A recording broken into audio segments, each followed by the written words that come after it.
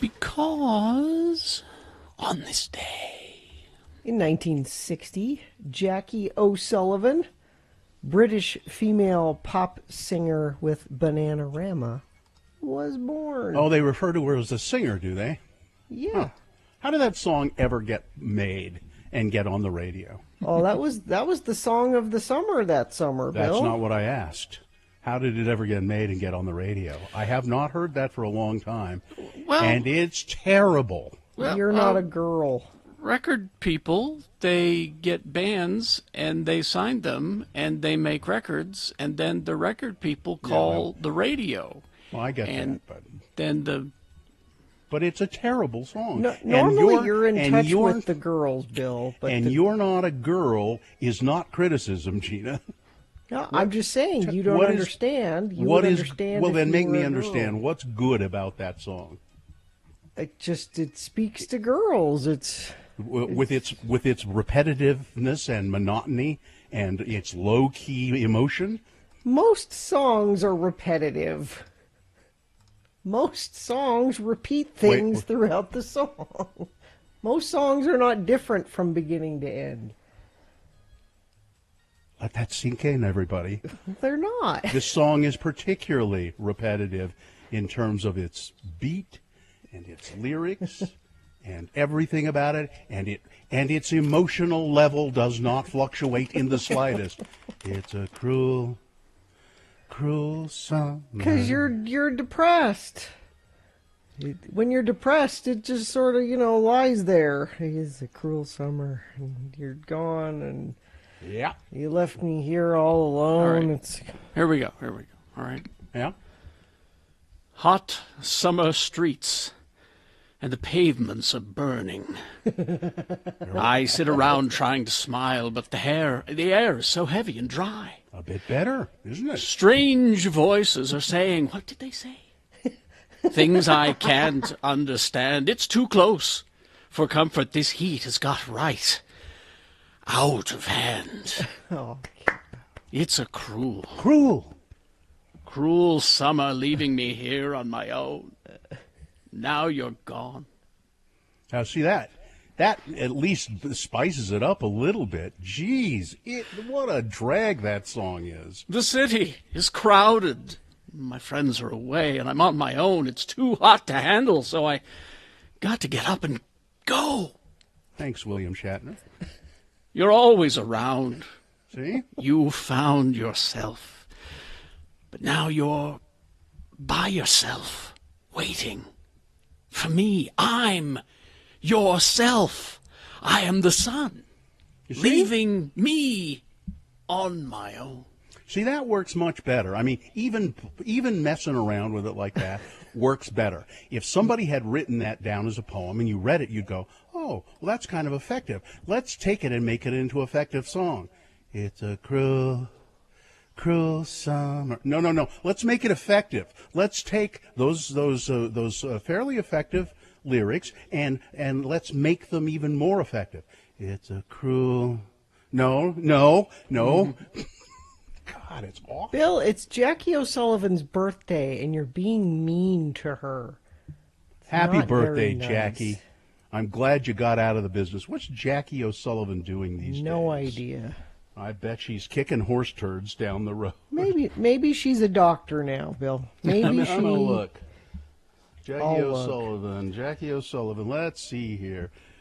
Jackie O'Sullivan is, well, it says right here in Wikipedia, kicking horse turds. No, it doesn't. My dermatologist used to be in Bananarama. Is that what you're going for? Yes. That would be good. Really? Oh, now, you know what she's doing now? What? At least as of 2015. She's a yoga therapist. She's a yoga teacher and massage therapist. That is so on brand. I couldn't do it anymore. It was a cruel summer. Did each of the Bananaramas have like a character like Spice Girls? To me. A character? Because like in Spice Girls, one was sporty, one was a baby. And did the Bananaramas each have a character? I don't think so. I have kind of a memory of that, what you're saying, Carrie. Because, boy bands do that too. He's the, he's the party guy with attitude, and the other one is the nerd, and, And he's the one that you can't figure out, does he really like girls or Yeah. not? It's that way with K-pop too, so I was just wondering if Bananarama had characters too. You've given way too much. You've given more thought to Bananarama than Bananarama gave thought to Bananarama. It's, they didn't. Banana, she was, they were put together by somebody. Bananarama. That's usually how those vocal groups They were a get trio. put together. Yeah. Again, you're overthinking Banana. Just let it. Somebody should have overthought them a long time ago, and we wouldn't have been subjected to that ass song. An ass song? That's an ass song. I hate you, and I hate your ass faith. Yeah. That's nothing but an ass song. But hasn't it been a cruel summer, though? Hasn't it? Well, yes, and Bananarama, I think it was fitting we played that too, because I guess the Thomas English Muffin Company has announced that they're going to re-release their banana bread version of English muffins. That's nice. And that also coincides with the fact that this is, in fact, 2020, a cruel summer. Yes. Very cruel. Very cruel. Somebody... anyway, I'm sorry. It just the song made me angry because I started out kind of liking it. Yeah, I was going to say you were bobbing your head. I know. I don't know I started what out happened. going, oh, it's okay. Yeah, I kind of, and then it just kept doing the same thing over. And I thought, when is this going to be over? Anyway, that's the way I think about the summer right now. All right. So, hello. Yeah. Hello. Anything? I was out and about yesterday. Oh, yeah? Visiting doctors. So that's always fun. Multiple doctors? Well- You had multiple doctors? doctor and then pharmacy, essentially. Not pharmacy, but home health care. The home health care division of Intermountain Healthcare. Are you on like oxygen or something? Why are you having home health care? Well, I've had home health care for years and years because, as has Carrie. I mean, because that's what you do when you have a CPAP machine. Oh. But this is for something different. Yeah, that sounds like you have a nurse coming to your house and changing dressings or something. No, not that. But there are certain things that medical appliances and various items that you get through insurance that then you have to go to what they call home health care or medical supply or that sort of thing. I mean, you can't just go out and buy a bedpan. If you want your insurance to pay for it, you got to go through the right It's channels. the greatest healthcare system in the world. We can't just be passing out bedpans to people who need bedpans. They need to earn the bedpan. Bedpans are for earners. That's right. So I did that yesterday as well, and things are. I went. I'll tell you a story about it later on about what I got at home health care. But I walked in, it was a huge facility, big facility, and not many people there because of the pandemic. And they screen you when you walk in the door. And then you have to walk down a long hallway to get to the home health care facility. And I walk in, and I think I was the only customer in there that I could see. Did it a echo? big room. Hello. Did it echo? No, but there was this sound.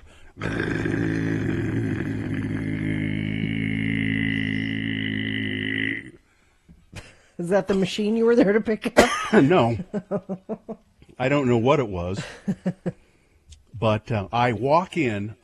As far as I can see, I'm the only one there. There's a woman standing across the way at a cash register or and then one other employee that I could see. And I said, hello. And she said, hi, just a second. And then she said, and I said, and she said, I have a prescription with me to get this stuff.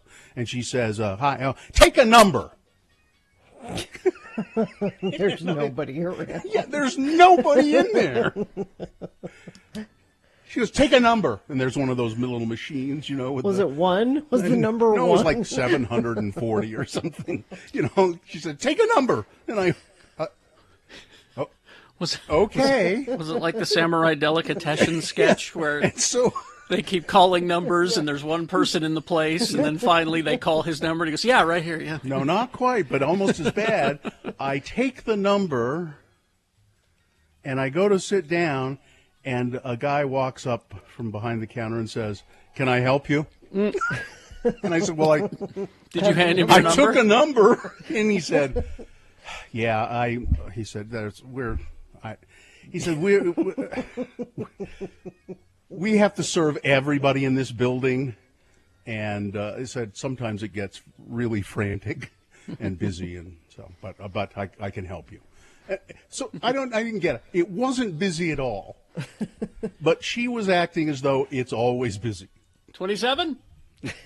No? No. 28? So you keep looking. No? You know, I'm 29? 756. No? 30. It's- Yeah, right here. Yeah. God, I was just like, what? All right. Okay. Anyway, guess we ought to officially begin the show. Give us a call and check in with us if you would, please. We'd love to hear from you at 877-602-9696. This is the last Radio from Hell show of the week. Commas. Pause like that. Commas are, very important. Yeah. You can't just use them willy-nilly. That was a full stop, is what that was. But I don't know. This could be the last Radio from Hell show. It's certainly the last one of the week. We know that for sure. As to whether it's the last one ever, I don't know.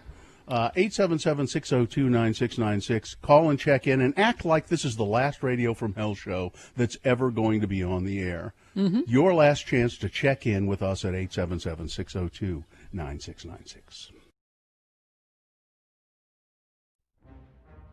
It is the 23rd century. Humans have left the lowly confines of planet Earth and have sought their destiny among the stars. While many things have changed, one constant remains: the need for young men to venture forth and do the work of the Lord. This is the tale of two such men who at the age of 19 have answered the call of their general authorities and are embarking on a 2-year mission to spread the gospel throughout the galaxy. This is the story of Space Elders.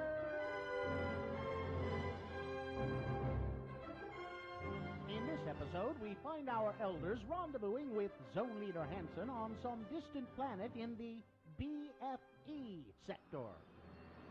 Hey, Butch, what you got there? Oh, it's a care package for my folks. My mom means well, but she just doesn't understand the physics involved in sending stuff from home. Well, what you mean? Well, the cookies she sent are fine. They're hard as a rock, just the way I remember them. It's the lime jello with shredded carrots in it that causes problems. Even in Tupperware, this stuff goes bad after a week in hyperspace. Missionaries who have eaten this stuff have been known to develop a form of space madness. Wow. Oh, look, here comes Zone Leader Hansen right now. I have discovered the most incredible object. It allows us to view any period in the history of any planet. We can research early church history. This discovery will allow me to get reassigned back to Earth and leave you two losers far behind. Right. Glad to hear it. What's that have to do with us?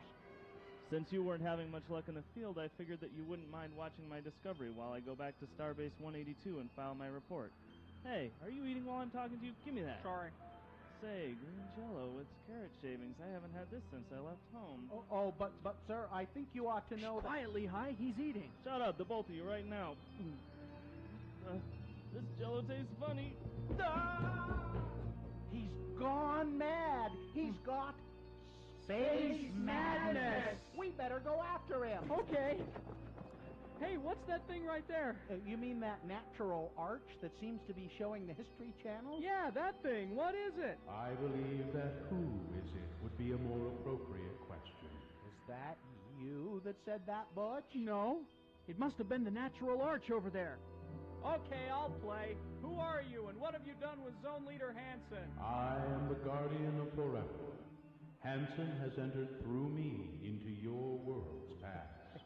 Entered through you? Well, I guess we can get back to tracking now, huh, Lehigh? No, we most certainly can't. Huh? We need to get Zone Leader Hansen back and cure his jello-induced space madness. come on now, Lehigh. He was a little weird before my mom's Jell-O. Are we sure he's sick? Where in our world's history is Hanson now, Guardian? He was asking questions about Mormon history and about lime jello in particular. He entered as I was showing him the Relief Society meeting where sisters first began to experiment with lime jello. Well, if he disturbs that meeting, the timeline of church history could be permanently changed. Let's go, Butch. Whoa!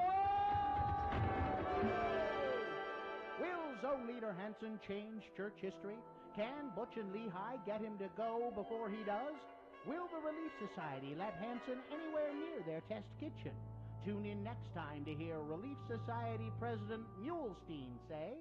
I'm at a loss, sisters. We've tried shredded beets, cauliflower, radishes, eggplant, zucchini, and rutabaga. Nothing seems to go with this new lime jello stuff. Excuse me, sister. I think we can help. I don't think we should go against the Prime Directive, Bush. How did you get in here? One wrong move and you'll see the business end of my skillet. Just like the last kid who wandered in here and tried to tell us how to conduct our business. Other kid? Oh, hey, it's Zone Leader Hanson. She's knocked him out cold. Nice going, ma'am. Wish I'd have been here to see it. Tell you what, we'll get him out of your way and you can go back to doing what you were doing. Oh, yeah, and you might want to try shredded carrots. I warned you about meddling. She's got a skillet. Run for it. Run. On the next liposuctioning episode of Space Elders.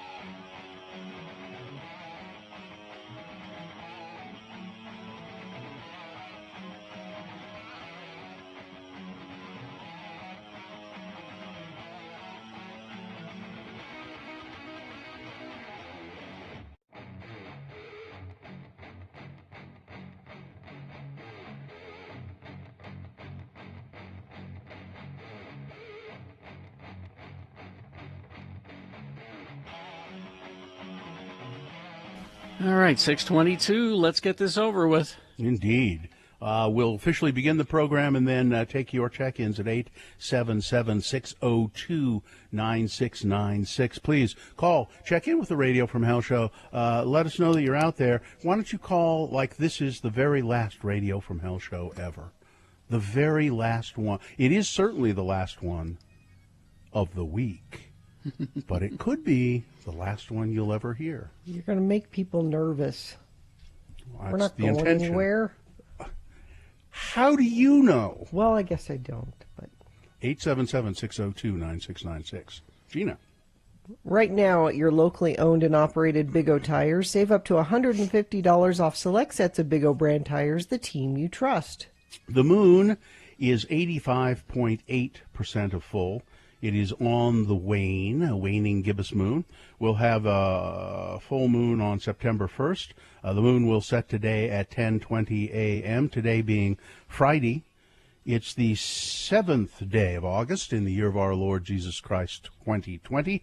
And this is the Radio from Hell show, starring the Lords of Morning Radio, the Sons of the Soil, the Kentucky Colonels, Kerry Jackson, Bill Allred, and Gina Barberi.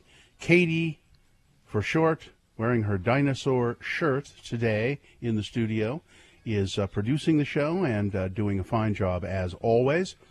And in the producer's booth, I would assume, Skip and Miriam also doing yeoman work on this, what could be the final Radio from Hell show. Well, we got our text from Wyoming. It says, you all was one of a kind, you all was an original, and you will all be missed.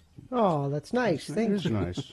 You know, it's Professional Speakers Day, it's Lighthouse Day, and International Beer Day. So Okay. Let's begin our check-ins. 877-602-9696. We got a couple of lines open. Let's start with Jacob. Hey, Jacob. Nice knowing you.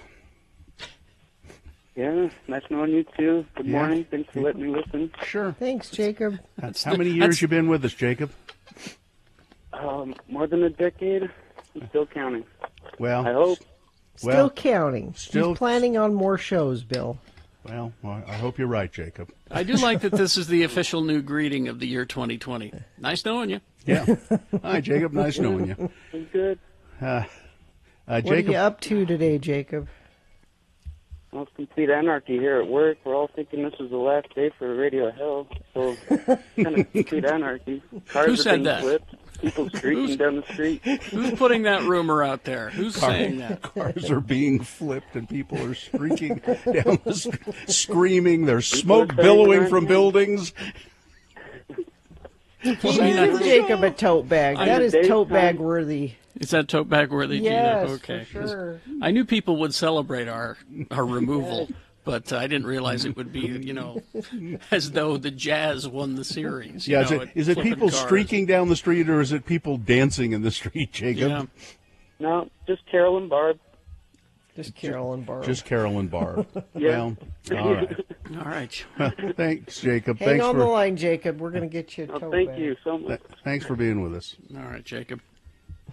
Yeah, that was tote bag worthy.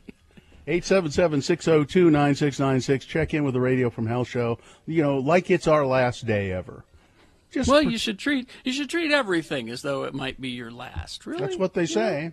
You should live that way. Mm-hmm. I mean, as I'm looking at the schedule for what's coming up today, Jimmy the Wine Guy here at 8:00. Now he dropped off some beverages at my house, and when I have that at 8:00, I'm going to treat that as though it's the last. What was it, a seltzer or something that he did? Yeah, seltzers. The last one that I ever have. That's what I'm going to do. As a matter of fact, I'm going to get drunk at 8:00. Because it could be the last show you ever Could be have. the last. I think it could be. Treat everything as though it's the last one you ever have. Like this cup of Mill Creek coffee, perhaps. Or this caller, John, may be the last caller. Hey, John. that we Nice ever knowing have. you, John. Nice knowing you. John? He was, as a matter of fact, John. John. Hello? John? Hi. Oh, there we are. Hi, John. Hi. Nice knowing you. Morning. Thank you for letting me listen. Mm-hmm. Thanks, John. I've been around listening for 24 to 25 years, somewhere in there. Wow. How have you put up with it all that time? Well, you guys are great. Well, So thank I you. hope you keep going. Well, you just never know. We're not, we're here. It's a Friday. It is the last show, the last Radio from Hell show of the week. Who knows what Monday will bring? Who knows? True. What do you do, John? I am a help desk for the company I work for. The help desk. So when people have questions about what they need, I answer their questions. Mm-hmm. Is there a sign on your desk that says help desk? I hope there is. Nope, there is over our department. There's about 15 of us. 15 people. Your company must have don't say what it is, but you must have lots of problems. You have 15 people that are answering people's questions. We need help with your product. To be fair, half of those people are psychiatrists. The help desk. See, help. I got it. I don't think Thanks, John got I don't think John got it. it. Hey, John, Right. thanks for checking in. Thank you. Have a good day. You too. I see that Tim the tree guy is checking in. Tim, you need to call my husband. He has trees that need attending to. And all right. you said you would call him, so call him. Okay, let's go to Amber. She may be our last call. Hi, Amber. Hi. Hi, how's it going with you, Amber? It's nice knowing you. Oh, my... Stop it. It can't be real. What? No, you're breaking my heart. You Well, guys no, are no, going no, off the no, air. no, Amber, we're Nothing's not happening. No, Nothing's Amber, happening. we just said this is the last show of the week. Who knows what will happen Oh, my on gosh. Monday? I woke up. I woke up. I just decided to go to Maverick and get something, and I heard it on the air, and I thought, no, this can't be happening. No. Amber, I'm 44 years old, and I've been listening to you since I was 19. That's kind of sad. We're not going anywhere, Amber. Bill's having you on. I didn't say we were going anywhere. It kind of made it sound like we were Then going. I must have just jumped in my car and heard something like, you're gone, and I thought, that's it, I'm going to the station. I'm doing a strike. Oh, my gosh. Amber, I was just saying this is the last show of the week. We'll probably be back on Monday. Oh, my gosh. I missed the last part of the week. Okay. There you go. Yeah. Now I can go back in bed and sleep for maybe an hour. You made Amber go to Maverick, Bill. That's what you did. What'd you pick up at the Maverick, Amber? Okay, I'm going to pick up a big cup of ice and some coffee cakes. Okay. Ice and coffee cakes. Ice and coffee cakes. Can you put that together for us, please, Amber? It's an iced coffee cake. Yeah. Just mix it all up. Can you put that together for us? What is that? What are you doing there with a big glass of ice and some coffee cake? It's going to be hot. I like to have my cup of ice throughout the day, and my coffee cakes are just a little deliciousness of the day, and yeah. You're getting some beer and cigarettes too, aren't you? Shut up. No, you don't need to put it out there. Shut up. All right, Amber. Thank you, Amber. Thanks for checking in. I love you guys. Thanks. My birthday is in about a month, and I sit back, and every time over the years I count, gosh, how long have I been listening to you guys? And, man, we're going on what, like 25, 30 years? How long have you been on the air? About that. About 30-something. How about this? Sometime in September, it will be 7,500 episodes of the Radio from Hell show. All my kids, they're 23, 20, and 10 years old. They all know you. And I just think it's awesome. I love you guys. You might have better been stay on the air. You might have been gestating when you were listening to the Radio from Hell show. You might have been. I think I was like an elephant. I gestate for multiple. Yeah. All right. Yeah. Thank you, Amber. We Amber, gotta go. thanks. Enjoy your coffee, cake, and ice. Love you guys. Bye. Thank you. Bye. Traffic, Gina, please. So, big issues this morning. If Parley's Canyon is usually part of your commute, both direction of Parley's, eastbound and westbound, will close at 9 a.m. this morning between Jeremy Ranch and the mouth of the canyon. This is due to that wildfire, which last I heard is 0% contained. Oh, really? In Parley's Canyon. Now, they had reopened it overnight for a bit, but they are going to close it down, and they are not saying when it will open again. If you must commute between Park City and Salt Lake, you're going to have to use Provo or Weber Canyons. I would suggest you just not even bother, because that's going to be affected for most of the morning. All right. Crash westbound SR 201 at 5600 West in Salt Lake. And, of course, if you see something, you can text it to us, 33986. Okay, we got big boy news, Opinioendo, all coming up after these. Full strength, by the way. BigOTires.com. I go to the one on 33rd South. I think it's called the Olympus location, and they got this Bigfoot mural on the side of the wall. Drop off the car and head over to the comic book store while they work on it. I go into the one on 2nd East and South Temple, and I come in and say, they say, what's going on, Bill? What do you need today? What's going on? Big O Tires, the team you trust. And when Gina goes to her Big O Tire store, they say, don't get out of the car. Remain seated, Gina. We'll fill up your tires while you sit there, and I appreciate that. Locally owned and operated Big O Tire stores with 42 locations from Logan to Beaver. They have the lowest prices on every tire every day with brands that you know and trust like Goodyear, Michelin, Cooper, Continental, BF Goodrich, and more. And right now you can save up to $150 on a set of 4 Big O brand tires through the 23rd of August. So to find a Big O tire store near you, go to bigotires.com.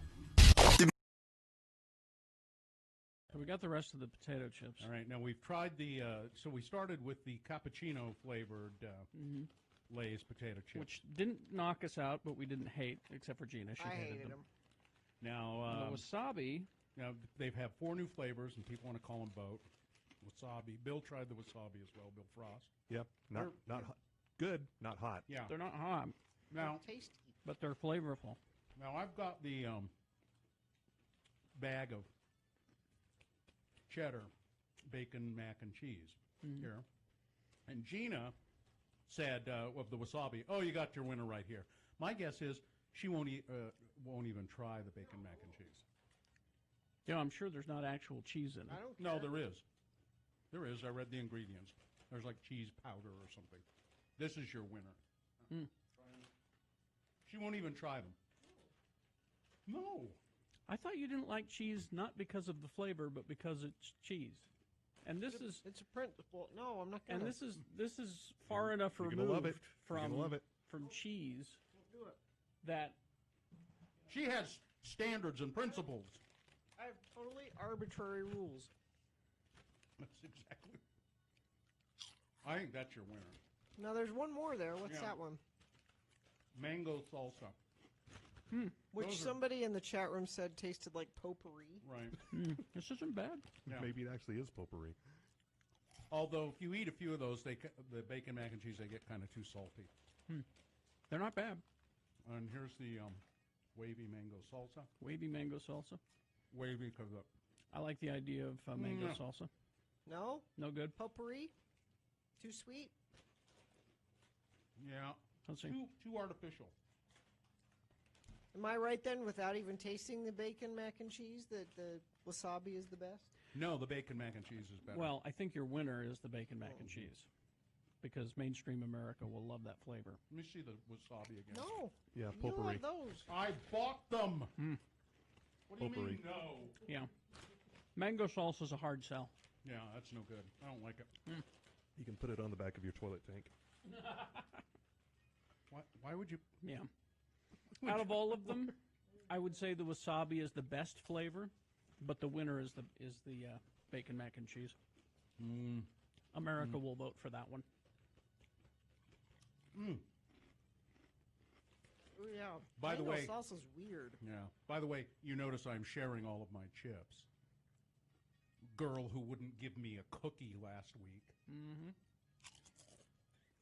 4 cookies made for me with my name on them. A gift. Yeah. Was Yes. it 4 cookies that Yes. spelled out Gina? No, but my name was written on the box. Yeah.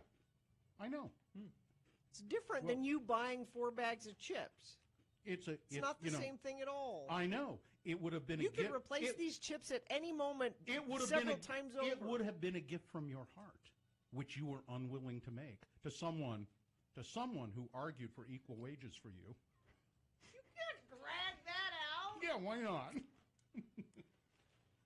It was proposed. I can't even finish this one mango They're salsa. terrible. Yeah, they're not good.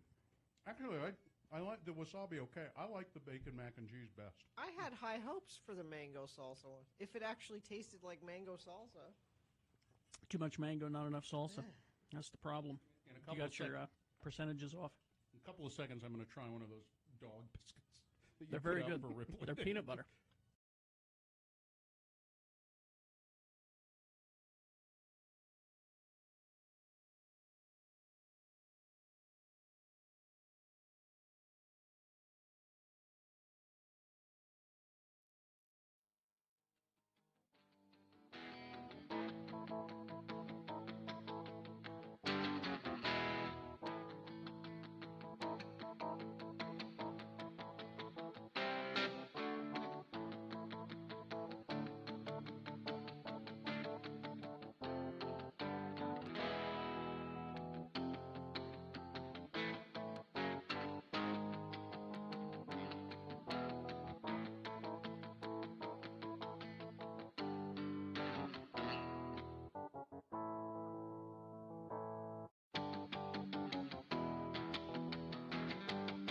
You shouldn't have a vampire named Mike. No, he's a terrible name for a vampire. It doesn't instill fear at all. No, it's got to be Vlad or something. Or something, yeah. 6:38 right now. Time for Big Boy News and Opinioendo, brought to you by... Salt Lake Downtown Farmers Market is now open Saturdays from 8 a.m. to 1 p.m. at Pioneer Park, recognized as an essential grocery service and economic lifeline for local farmers and producers. Learn more at slcfarmersmarket.org. Well, that's it. That's it. What? Coronavirus. Yes? Is it done? Are we good? Well, Can we move on? No. No, E-News has been canceled. 27 years on the air. Really? E-News. There's no entertainment to canceled. talk about. Launched in 1991. Canceled in response to the economic fallout from coronavirus pandemic. That's it. Might as well just roll up the carpets and close all the doors and go home. In addition, E's 7-month-old celebrity news shows Pop of the Morning and In the Room, a celebrity interview series hosted by Jason Kennedy, also shelved. The show's demise, or if we were in England, the show's demise, is part of the long list of charges being implemented at E-News, changes rather, being implemented at E-News parent company, NBC Universal. On Tuesday, the company announced that it's planning on cutting its staff in response to the economic hardships brought on by the pandemic.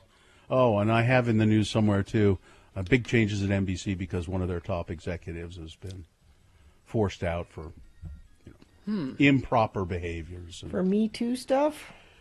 Yeah. No, he's gone home to spend more time with his family. Oh, that. Right. I should have thought to pair those two stories. Let me see if I can. There it is. NBC Universal, the media giant, owner of Comcast and all kinds of stuff, has pushed out the leader of its network entertainment group amid a pending investigation into claims of workplace harassment.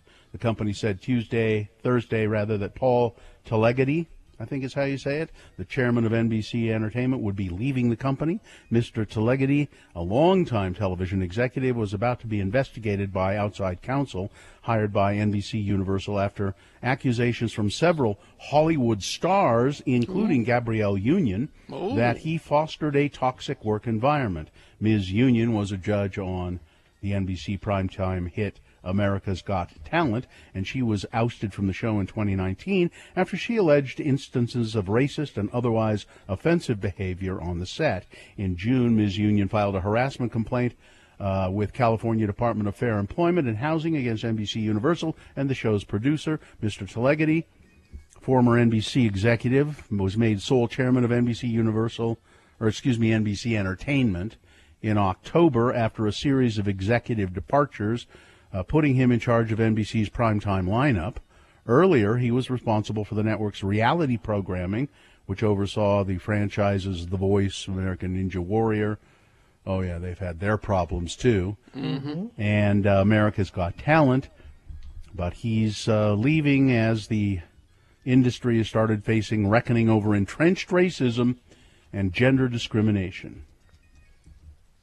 This guy and many like him, I don't understand sort of how they get to where they are, being who they are at core, being the kind of people they are at their core, how they get to where they are. Well, that is partially how they do it. I can give you willing some to do terrible things. I can give you some insight, just a tiny bit. If you go to the Hollywood Reporter, there's an article about Bryan Singer and about how all of that went down when he was making the X-Men movies. Mm-hmm. And the studio executive pretty much said, you know, when we get these creatives and they produce for us and they make us a lot of money, we have a tendency to look the other way. And when that happens, we sort of feed that behavior. It just sort of complicit. Makes you complicit in that behavior, and we don't do anything because we don't want to jeopardize the money stream. Mm-hmm. So. Exhibit A, our president. Yeah. You mean the president who thinks that the country is pronounced Thailand. I can't find that audio. Has anyone? I heard it somewhere today. Someone Let me send see it if to I me. can find it. I think I heard it on CNN. They have it. Yeah, he was talking about some trade agreement with the country of Thailand. Well, it must be Thailand because there's a Lapland. That's just up the street from Thailand, isn't it?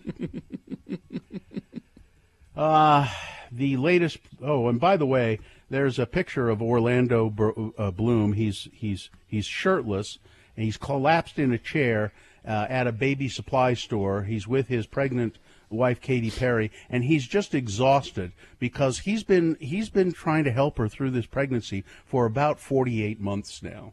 I swear to God, she has been pregnant for. No wonder he's tired. She's been pregnant for at least 2 years.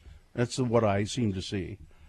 Around 300,000 U.S. COVID-19 deaths by December 1st. That's the latest wonderful prediction from university's widely cited Institute for Health Metrics and Evaluation. It comes as top White House infectious disease advisors have warned that major U.S. cities could erupt as new coronavirus hotspots if officials are not vigilant with countermeasures.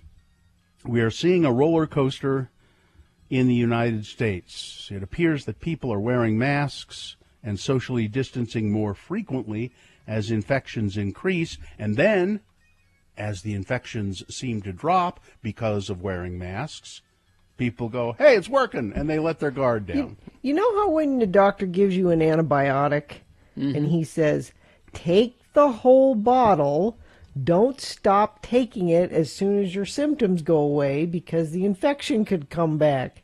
Take the whole bottle. Keep wearing the masks. Here's another even example after. of that. When the doctor gives you pain pills, a lot of times they'll say, people say, well, I don't want to take all of them. I don't want to be, I don't want to take too many. If you don't take enough, then you end up being in pain constantly. You have to stay on top of it. Stay on top of it. Stay on top of it. The IHME said infections were falling in the former epicenters of Arizona, California, Florida, Texas, but rising in Colorado, Idaho, Kentucky, Mississippi, Missouri, Oklahoma, Ohio, so forth. These Ohio Governor Mike DeWine said he had tested positive for COVID ahead of a planned meeting with President Trump, but had experienced no symptoms. Then later he had a second test and it came back negative. Because the first test was that sketchy quick one. Yeah, test. Quick one. Oh, yeah. His wife and staff members also have tested negative. Here in Utah, no statewide mask mandate yet. Governor Herbert again declined to issue a statewide mask mandate. I predict, as I have said before, he will eventually do it. And then people should say, why didn't you do this months ago? But didn't I see yesterday that he is allowing cities? He's changed his policy to allow local cities and counties to go ahead and implement. You can do. You don't have to come to me and kiss my ring. But before you had to come and kiss my ring and ask me. But now, if you local municipalities, government, if you want to mandate masks, you can do it. Because everybody knows that the virus respects borders. So at a news conference on Thursday, the governor announced the change in policy. Instead of saying, Governor, may I, a community can institute a mandate and just let his office and the state's COVID-19 Unified Command know that they've done it. There's not really any reason to grant that request. I'm a local control person. Those folks know that their policies. Those folks know their policies and their cultures, he said. And I'm so tired of hearing that. How are we going to enforce this? You enforce things like this all the time. Speed limits, smoking in buildings. Who has a dress code? Dress codes, exactly. This is just a dress code. And they should look to Kansas, a very Republican state, where 19 counties did mask mandates, and I think it was 30 did not. And all of the places where the mask mandate happened, they saw a drop in the cases. New York City power outages reported in Manhattan on top of all the problems that are going on. People reported losing power starting around 5 a.m. Eastern time, but others began reporting having power restored about 20 minutes later. But still, there are sections of Manhattan where there is no power, and they're saying that we may not have power in these sections of Manhattan for days. Don't know exactly what the situation is, but it's not good on top of everything else.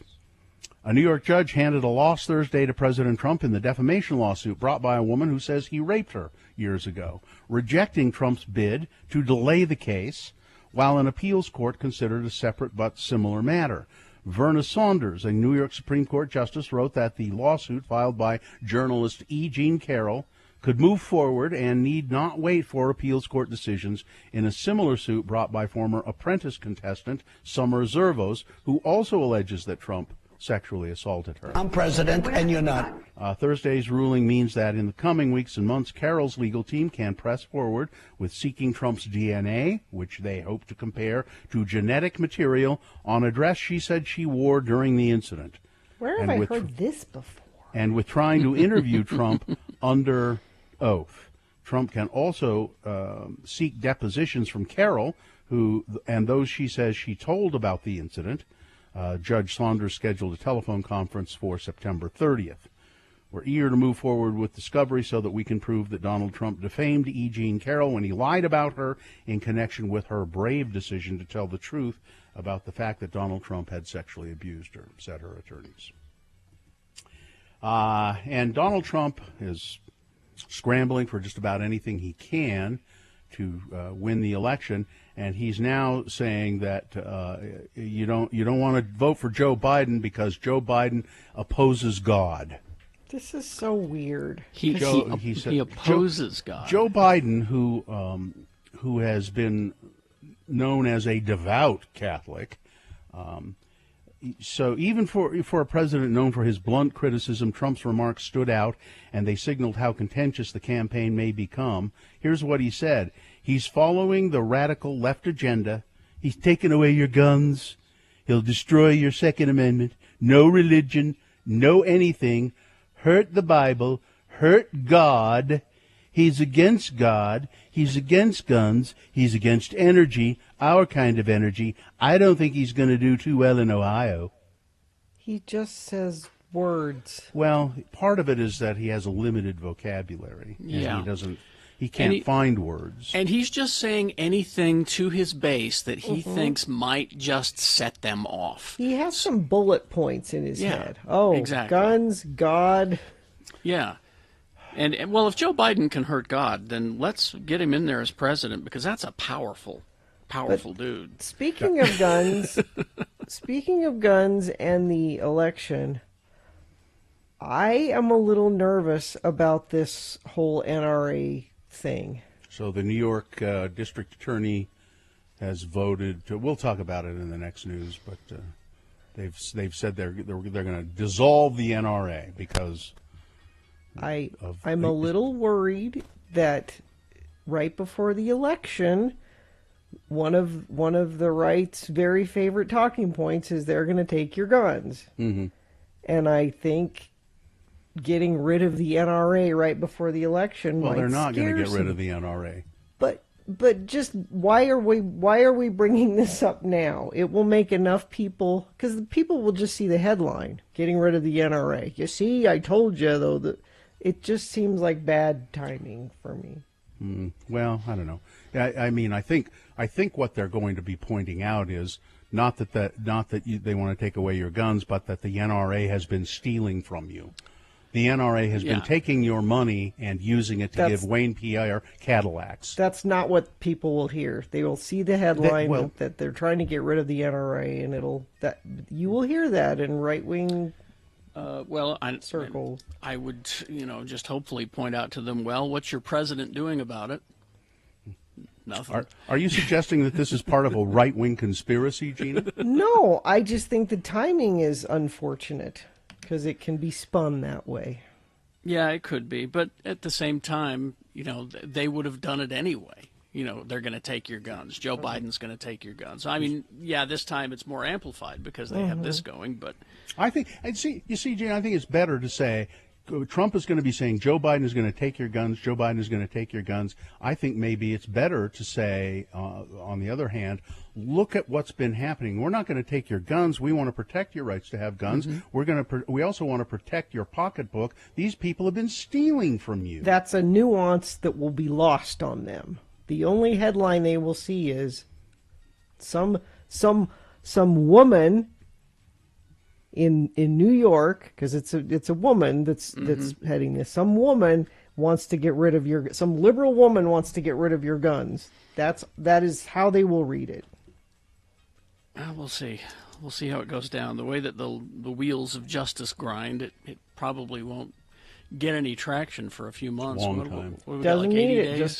Just needs a headline. That's true. Well, we're screwed then, I guess. Sports, weather, traffic. The Jazz, they have an early game today. I hope they're up early having some scramby eggs, because you have a game at 11. You got to have a nice breakfast before you play the Spurs today in the bubble at 11 a.m. Weather a little bit cooler today, 92 for a high and sunny, and should be very similar to that throughout the weekend. 94 Saturday, Sunday, Monday.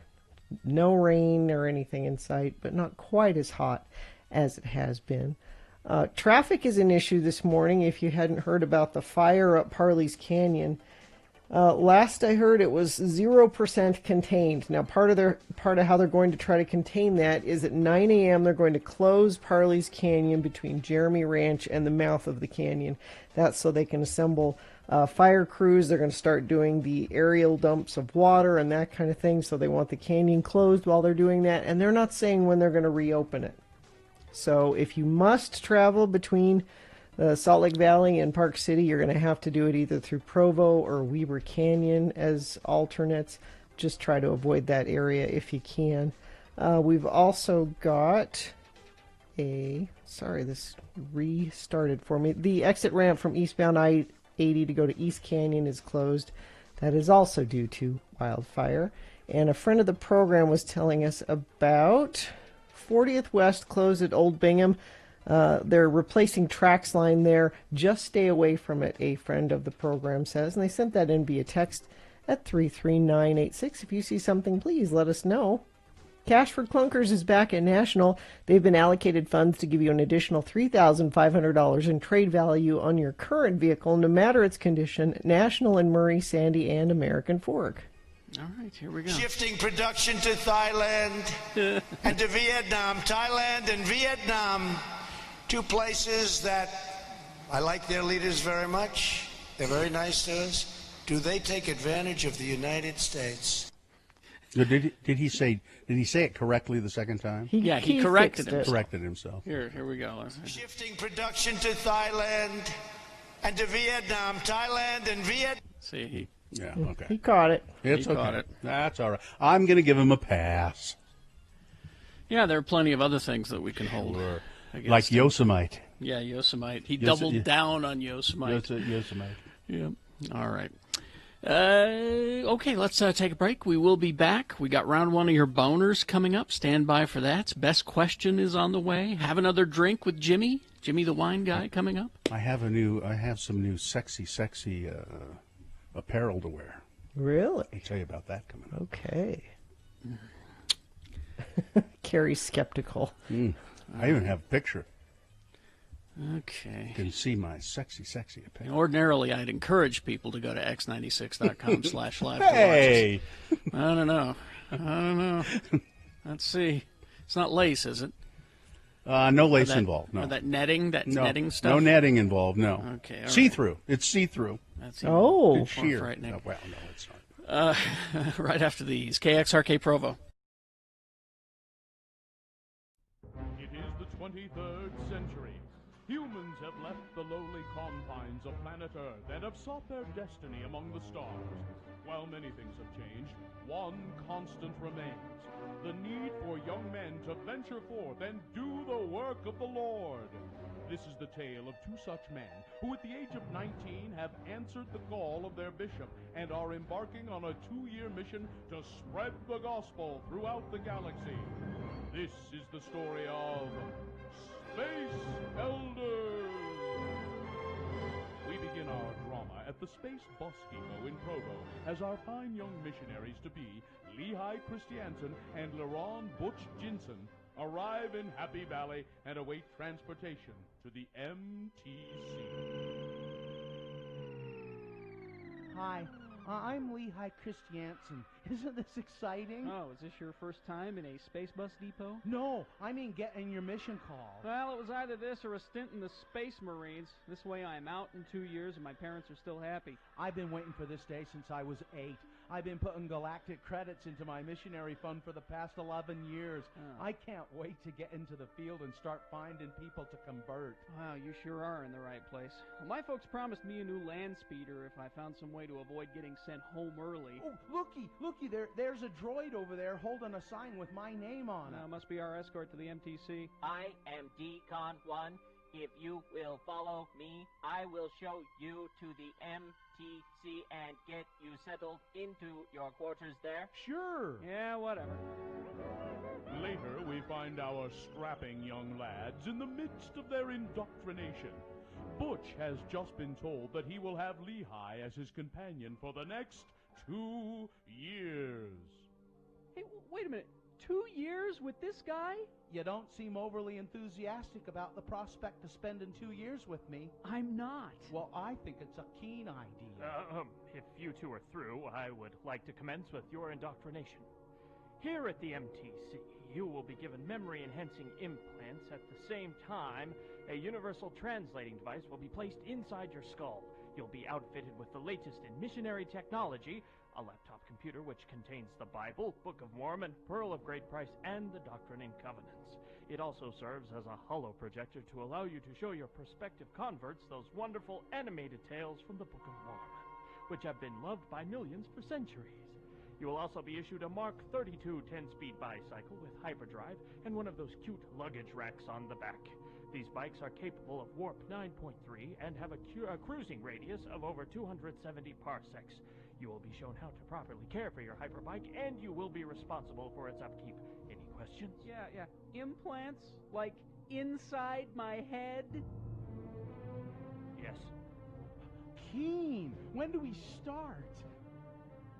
Will Butch let the fine folks at the MTC put equipment in his head? Will Lehigh volunteer to do it for them if it'll get him into the field faster? Does the Mark 32 Hyperbike come with a luggage rack standard, or is it a dealer add-on? Tune in next time for the answers to these questions and to hear our elders say... What you doing, Butch? Reprogramming my name badge so that instead of Elder Laron Jensen, it reads Butch. I think the manual prohibits tampering with the MTC issue equipment. I'm sure it does. Hey, you want to help me put some fender flares on my bike? On our next kidney-wrenching episode of Space Elders.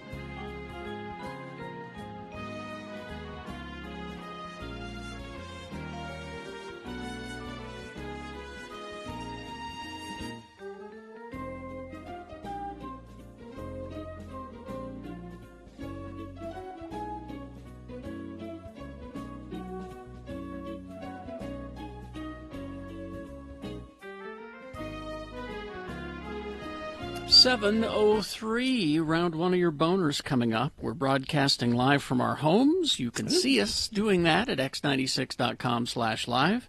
Katie back in the studio in Salt Lake City coordinating all of this. And, yeah.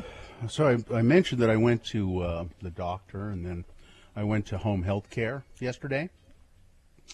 I think I said earlier in the week or last week I'd had some trouble with my leg, and it turned out I had a blood clot in my leg.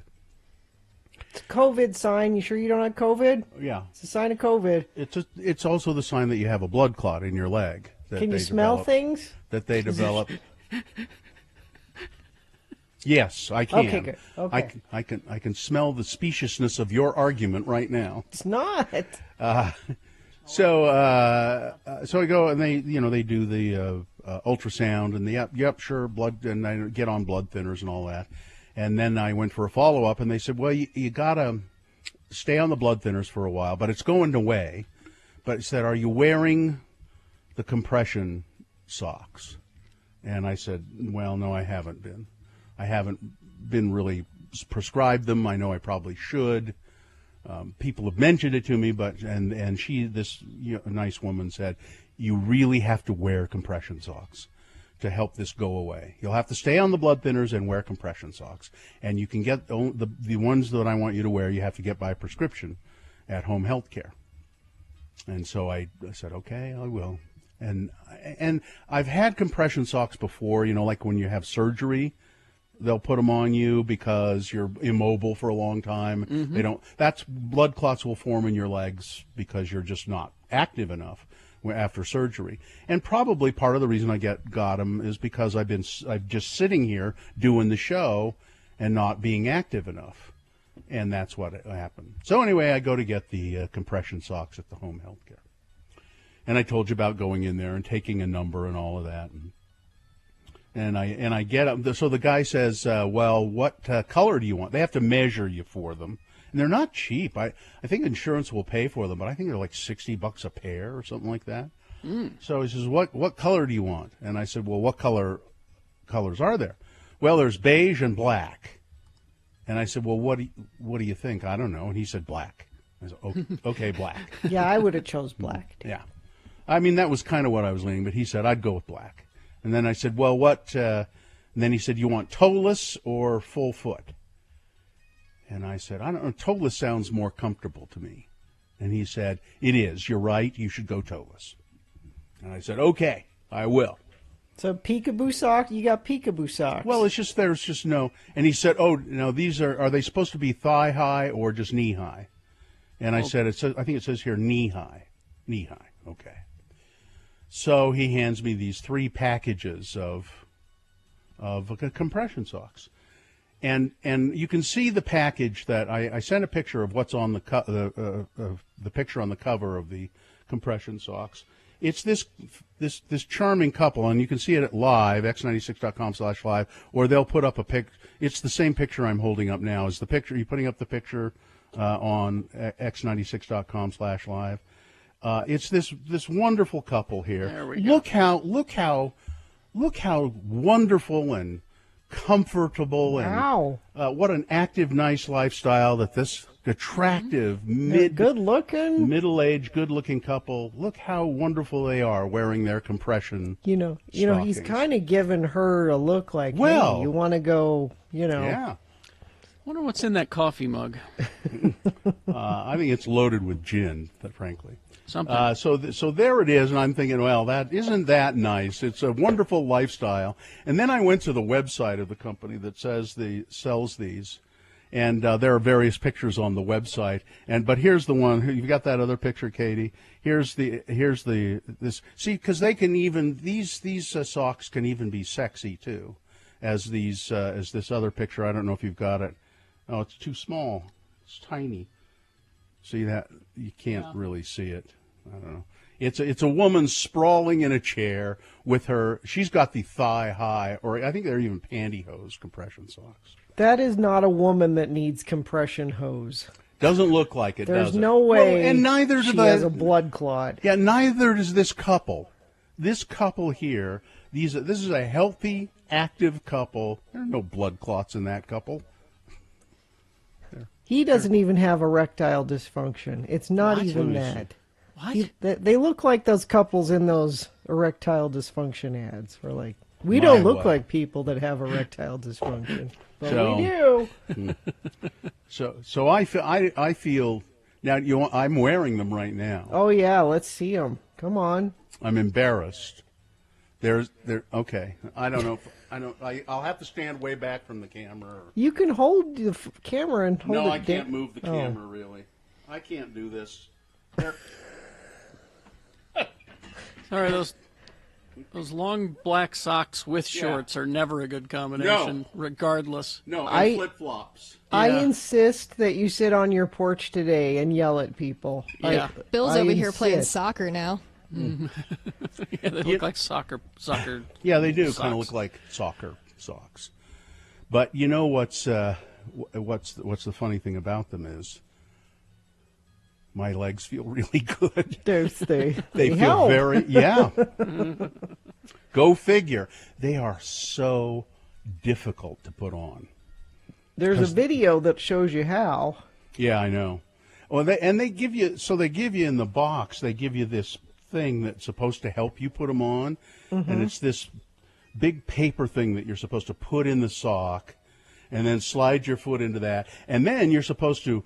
Doesn't come with them. You're supposed to buy extra accessories, gloves, special gloves to put on your.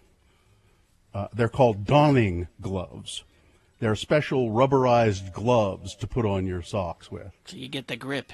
You get the good grip so you can pull. And I think that I think the socks are easily snagged and ruined if you don't do that. But Andrew wants to know if you're going to be Frank Furter for Halloween. Yeah. But and then so I'm set. I'm set. I have to wear these for 3 months. For 3 months, I have to wear these. But it feels better, so you It does, get to actually. wear them for 3 months. It actually, once you get them on, you go, oh. And your exercise for the day is putting them on. Yeah, that's right. And they're designed to keep the blood, from just settling in your leg. It pushes it back up to where it's like, no, you don't, blood. Get back up there. Go on. Yep. So. And then, the guy at the home health care, and I thought it was kind of funny. He said, black, you want black? I said, okay, thanks. And he gave me these 3 I said, 3 pair. Okay, 3 pair. Gave me the packages. I get home, and I'm looking at the packages, and it says beige on them. So he gave me 3 packages. That. Yeah, 3 packages of beige. I call him up, and they said, "Oh, I'm so sorry. We're so sorry. We have only 3 packages of black ones left in your size." Because you're always telling people to take the black ones. Mm-hmm. And I said, "Well, put them aside. And I'll come back out to Murray now and get the." They said, "Thank you. We're so sorry. Thanks." And they were nice about it, and I couldn't really be mad because things, stuff. But happens. I'm wondering if while you were there, were there any other home health items that you thought, oh, while I'm here, I should pick up a shower chair? Or, well, there are things like that I don't really need, but would be kind of nice to have in a way, like a shower chair. Yeah. But I don't really. I have a shower here that has a built-in bench in it anyway. Mm-hmm. But I have another shower that doesn't have a chair in it, and I thought, or one of those things that pushes you up and down on the toilet, so that you don't really have to do anything yourself. It's kind of up, and then you sit on it, and it lowers you down, and then you go. For those hard drinking nights when you can't even sit. Yeah, I don't need that. But, I'm thinking, hey, that might be nice to have. Text here, I wear compression socks every time I fly. I don't use a high enough compression to need a prescription, though. They do make your legs feel better. Yeah, a lot of people do that. Yeah, I bought some for long flights. Oh, okay. Traffic, Gina, please. So, we've got the fire in Parley's Canyon. which is bad. So bad that they're going to shut down Parley's Canyon at 9 a.m. between Jeremy Ranch and the mouth of the canyon for work and assessment on the wildfire. If you must travel between Park City and Salt Lake County, you will have to use Provo or Weber Canyons. When did this fire start? Do we know? Yesterday evening. Last night? Because this morning at 3 when I got up, I went outside. I couldn't smell any smoke. I'll go out and check again. Because that's not far from here. So, exit ramp from eastbound I-80 to East Canyon is closed. That is also due to wildfire. Crash southbound I-15 milepost 267. That's north of Center Street in Provo. The right shoulder affected there. And I'll check our message stream, see if friends of the program have sent anything in. No, they just want to talk about compression socks. Santalast offers FDA-certified hand sanitizers that disinfect as well or better than most sanitizers on the market, continuing to kill bacteria and viruses on contact for up to 24 hours. Santalast.com. Round one of your boners coming up. What do we got? Yeah. Oh, and if you're curious about the pictures of the compression socks and you weren't where you could see them, I did tweet the pictures as well at RFH Bill. Boner candidate number 1 coming up. Ah, come on. How about a little sense of humor here? Number 2, the vice principal will not stand for disobedient children. And number 3, you can cancel lots of stuff, but Sturgis ain't one of them. Round one of your boners, big boy news, all coming up after these. Stand by. ranlife.com. You know, rates are so flippin' low right now. They're fetching low. Fetching low, flippin' low. They're fetching and flippin' low. They're danged low is what we're trying to say here in Utah. And we say that because Rand Life is a local, homegrown mortgage company. Been around for a long time now, doing good work for good people. They've been my mortgage company for quite some time. And I just did a refinance with them, saving a lot of money on the life of my mortgage. Over $250,000 I'm saving by refinancing and lowering the term of payments. So Rand Life can probably do the same for you because rates are very low. It's a great time to refinance, lower your rate, skip a payment maybe. Huh? How about that? Skip a payment or pay off your debt with some money you can take out of your home. Rand Life can tell you all about it. All you got to do is call their flipping phone number, 801-478-4500. That's 478-4500. They have a website too, randlife.com. All right, we're going to wrap things up with Ask a CG Artist here real quick. I'm going to put you on the spot. You say you had a friend who's worked on the Thor movie. He is, by the way, John Patrick Rooney, who is a CG artist, works out of L.A., but here to visit family. Yep. And your friend did the animation of the Destroyer. More so modeling and texturing, not the animation. The animation of it. But he helped build the character. The Destroyer is like this giant. In what movie? In Thor. Oh. He's like this giant killer robot. It's coming out this summer. That destroys a town. He also did, it's my roommate, and he did the hammer for Thor that you see at the end of Iron Man and in this one as well. Do you guys have girlfriends? Sometimes. Listen, with all the dough they're pulling down? No, I asked because, you know, they're boyfriends. Or boyfriends. No, no boyfriends. Listen, they're on the computer. You all take a girl. day. You take a girl to Iron Man 2, and you say, "Wait till the end. Wait till the end." And when that hammer shows up, you say, "I did that." You're in. No, I'm not saying. I'm saying it sounds like they are chained to a computer a lot of the time. I have to say, I've had one relationship go south because I was working. That's all I'm saying. It was a good Ogden girl too, living in L.A. A good Ogden girl? Good. I know. There's no such thing. In a good in a bad way. Yeah, right. Bad in a good. Bad way. in a good way. That's all. Good Ogden girl. Let's see. Quick software question from Nick. Let's see. Go ahead, Nick. Thanks for letting me listen. Yeah. Maya, I guess, is the standard. How does 3D Max compare? 3D Max is a standard for a lot of things, a lot of car commercials and things like that, and video games use 3D Max, but more and more Maya is becoming more of a standard. I hate modeling in 3D Max. It drives me nuts. Now, you were saying that if I were just to buy the Maya program, it was how much again? I I'm not sure, but it's like over 1,000. Over 1,000? Almost 1,000. 4,000. Yeah. Almost what? 4,000. Almost 4,000. Well, 3,999. That's almost close. Yeah. Almost. You know, it sounds to me like if this is what you're gonna do, it might be worth it to invest in that. Yeah. All right. You can use those programs if you go to a school. They have them available. This is true, and I know even up at the U they have those programs available, and it's all part of your fees. So. Here's a question without getting too political. How is your health insurance as an independent contractor? It's a bottle of Advil. Somebody wants to know, where's my holodeck? Yeah, that was my gonna next have the question. Where's holodeck? my damn holodeck? Yeah, I'm working on it. So, all right. Any requests? And here's the final question, which I think is the best one. This is: do you have to be good at math? No, you don't. perfect. But sometimes I've used some trigonometry and like don't you need scripts that and for, things like for that. architecture, don't you? Yeah, Know what I mean? sort of. Trigonometry.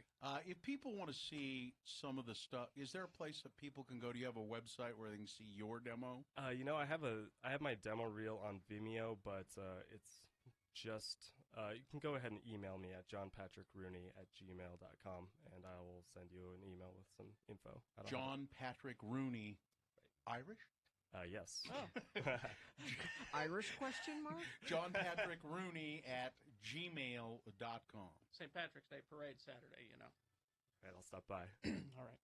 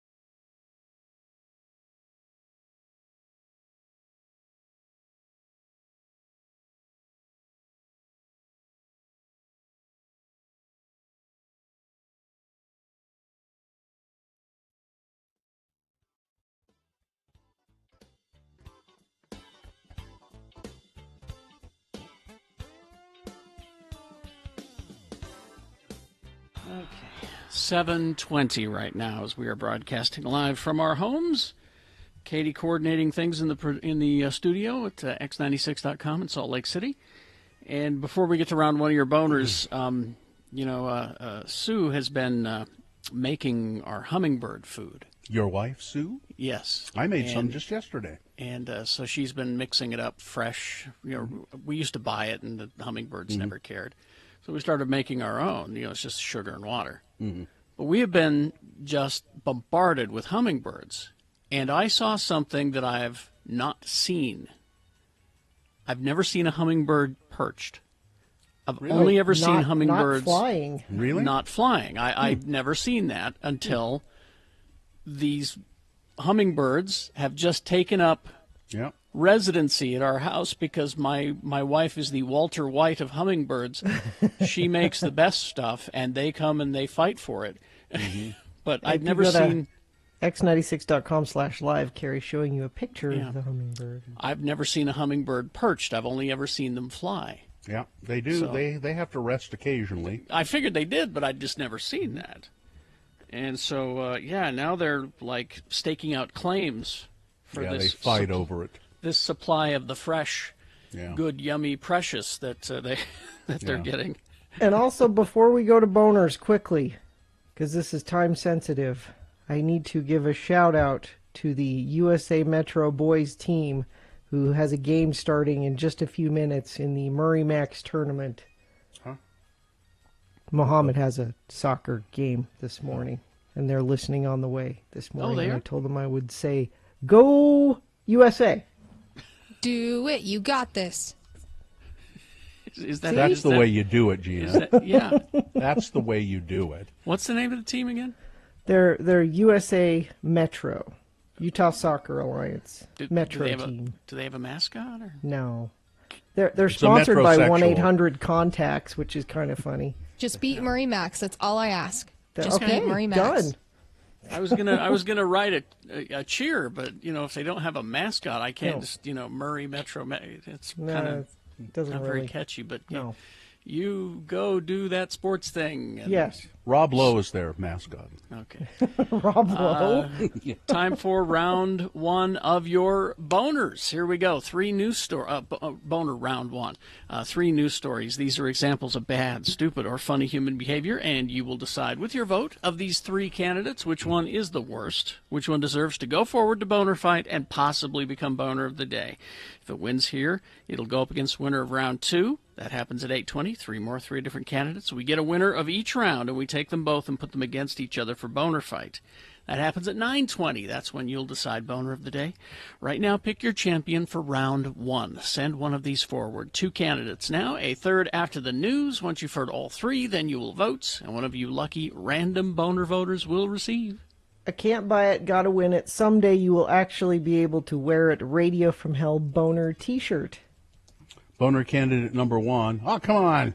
How about a little sense of humor here?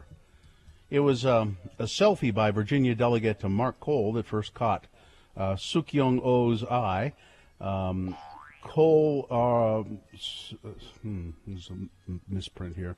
Anyway, somebody tweeted an image showing off a bright red face mask that he said he'd purchased from the congressional campaign of Delaware Representative Nick Freitas of Culpeper, Virginia. Now, Ms. O, or Mr. O, who is a Virginia director of the National Korean American Service and Educational Consortium Action Fund, which really should consider shortening their name, said that she and other Asian American community leaders were shocked to find these masks for sale as campaign merchandise from Mr. Delegate Nick Freitas of Culpeper.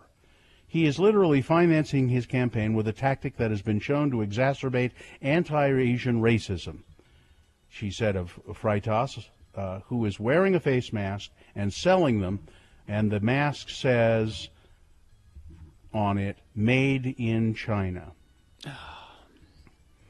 Because of the rhetoric associated with, the China flu and all of that. Wuhan flu. I call it the China virus. Yeah. So these masks, bright red face masks, and it says COVID-19 on it, made in China.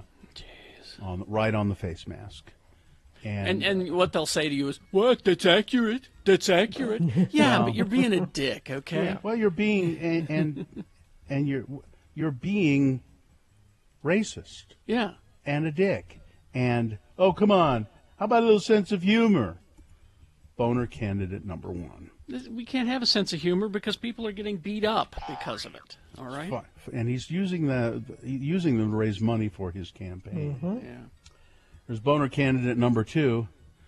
Now, the vice principal will not stand for disobedient children. Schools are reopening around the country as there's still an intense debate over whether students and teachers should be going back to the classroom at all. Students in Georgia who returned to class this week posted photos and videos showing their classmates in close contact without masks. And these photos, a lot of them have gone viral on social media. Some students have been punished for posting the photographs. Wait a minute, not punished for not wearing masks, but posting the photographs. After one picture depicting a crowded hallway at North Paulding High School spread online, the principal warned the students, "Listen, you'll be punished for posting anything that depicts the school in a negative light." The school district recognizes that wearing a face mask is a personal choice for families and therefore will not mandate that masks be worn. But do they have a dress code policy for like spaghetti straps or short skirts? Well, or now that, shoes, I'm sure they do. or that Pants, you can catch sin from that. Sin is... You will catch sin from that. And catching sin is way worse than catching the Rona. It is BS saying you cannot enforce a mask. It is a dress code. If you want to come to school, you wear a mask. You want to go to a store, it's a dress code. Yeah, Quit acting like this is something that we nonsense. can't possibly enforce this at all. Excuse me, Ms. Barberry. Yes. The vice principal will not stand for disobedient children. Boner candidate number 2. Coming up in a moment, boner candidate number 3. You can cancel lots of stuff. You can cancel the E-News online. You can cancel the E-News. But you can't cancel Sturgis. Boner candidate number 3 for round 1 coming up after this. Big Boy News and Opinioendo brought to you by Feldman's Deli, Utah's only authentic Jewish deli, now offering takeout and curbside service. For more information, go to feldmansdeli.com or call 801-906-0369. So I was looking at Twitter this morning. Phil Collins was trending. And Really? I thought, what? Why is Did he Phil die? Collins? Is Phil okay? Yeah. Why is Phil Collins trending? I said to myself, and so I set to find out. And it's pretty cool. Now, I have often said, and I've always felt that something in the air tonight. That's the name of the song. In the Air Tonight, Phil Collins, is just a great song.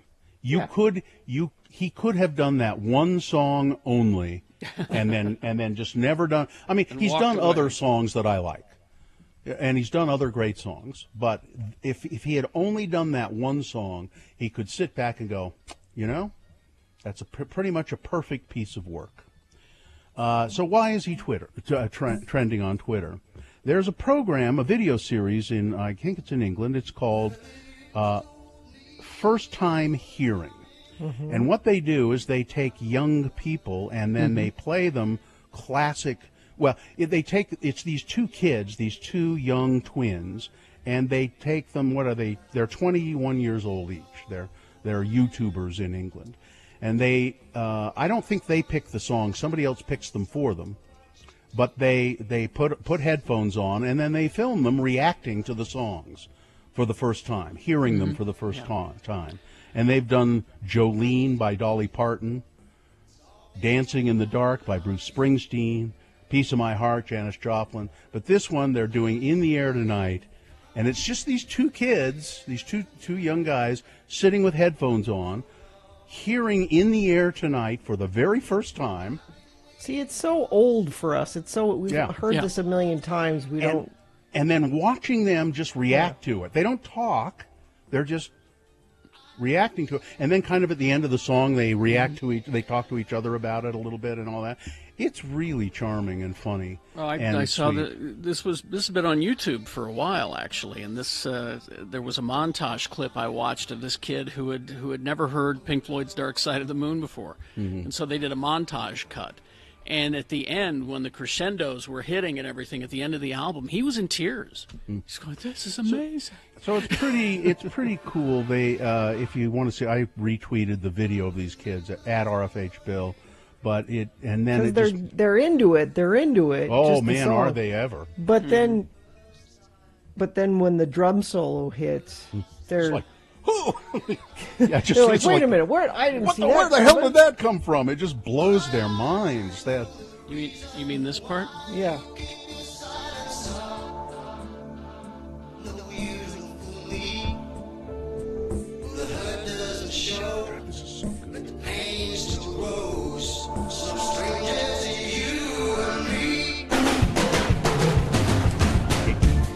They're just like, it gets me every time. Still, that gets me every time. God, it's good. And it's then a good video. I've mentioned it before. If you look it up, it's also really just so wonderful. Years ago, the Cadbury Chocolate Company in England got a guy in a gorilla suit, but it's really good. It's like you can really believe this is a gorilla, and he's the drummer for that. And it's him waiting for his drum solo, his drum bit. Just look up Cadbury Chocolate In the Air Tonight. You'll find it. There are a couple of versions of it. It's just remarkably. I'm trying to find the Family Guy bit where Joe tries to explain what In the Air Tonight is about. Oh, please find it. I'll have to try to find it. It's hilarious. Let's see here. After fierce pushback from teachers and doctors, the state of Utah has walked back its controversial guideline for schools that would have allowed Utah students to come to class even after being directly exposed to COVID-19. Because, well, somebody said, this is a stupid thing, a stupid idea. And somebody else said, We should have thought about that. You're right. It is stupid. The move to abandon the so-called modified quarantine policy came Thursday, just 1 week after it was first announced by Governor Herbert and the Utah Department of Health. Now students who come in close contact with the contagious virus will be expected to follow standard quarantine procedures, staying home for 14 days, and all school staff members are asked to do the same. We have listened to the feedback, said Dr. Angela Dunn, the state's epidemiologist, and we were willing to adjust and provide a more strict recommendation.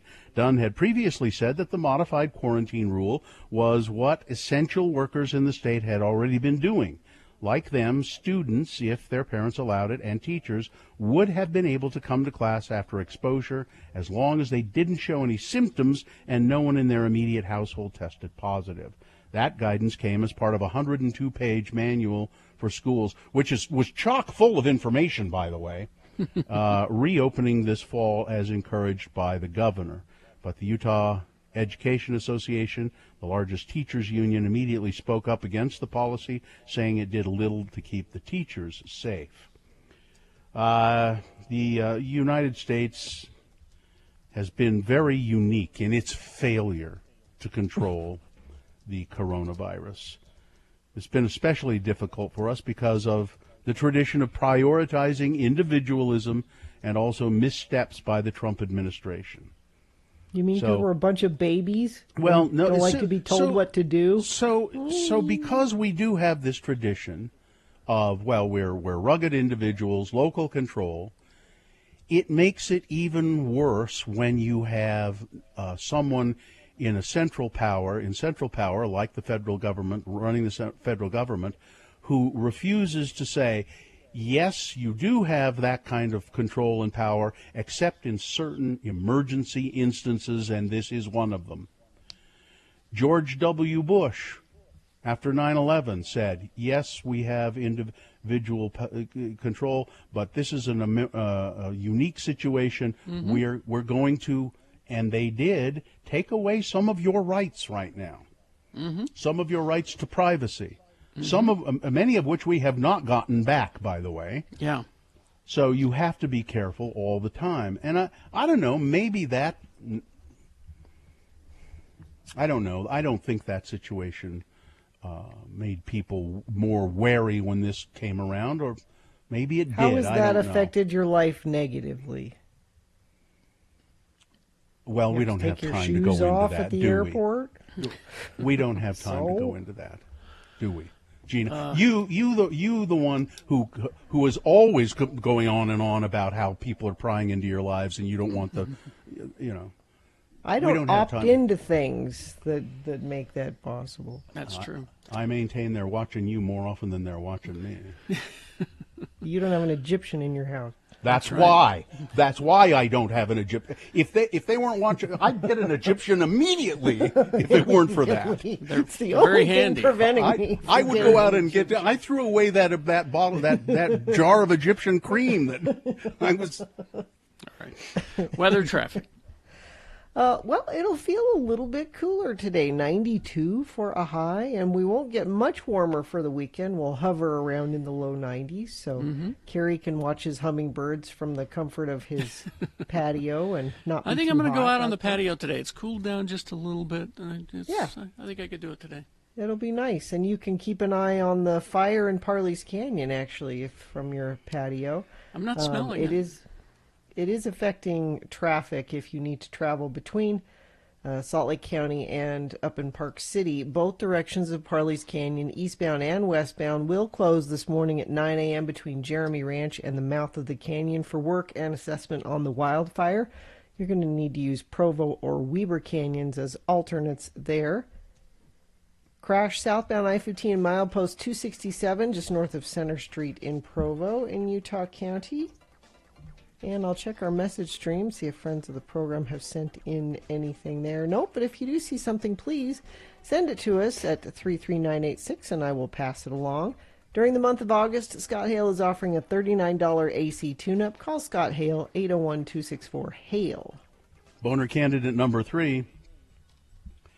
You can cancel lots of stuff, but Sturgis ain't one of them. Despite concerns about large gatherings during the pandemic. 250,000 plus motorcycle enthusiasts from around the country are expected to roll into South Dakota for the 80th annual Sturgis Motorcycle Rally beginning today and lasting for 10 days. Such a crowd will make it the largest event in the country to take place during the pandemic. In a survey by the city of Sturgis in May, 60% of Sturgis residents say they preferred to cancel the event. So 60% of the people who live there said we should cancel this. And those are people that are business owners that probably make most of their money during the time when Sturgis is there, and they still are not comfortable having it. But local business owners who rely on the once-a-year gathering, this is the exact opposite of what you just said. Well, but local business owners who rely on this once-a-year gathering for a huge percentage of their revenues, combined with a realization by city managers that bikers were going to come to the area anyway, prompted the city council to sanction the rally.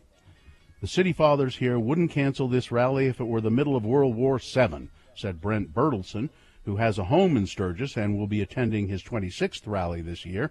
He said that the money the city makes is a number that Ripley would not believe. He's not wrong. Sales tax revenue from the rally brought Sturgis, a town of 7,000 people, $26 million last year.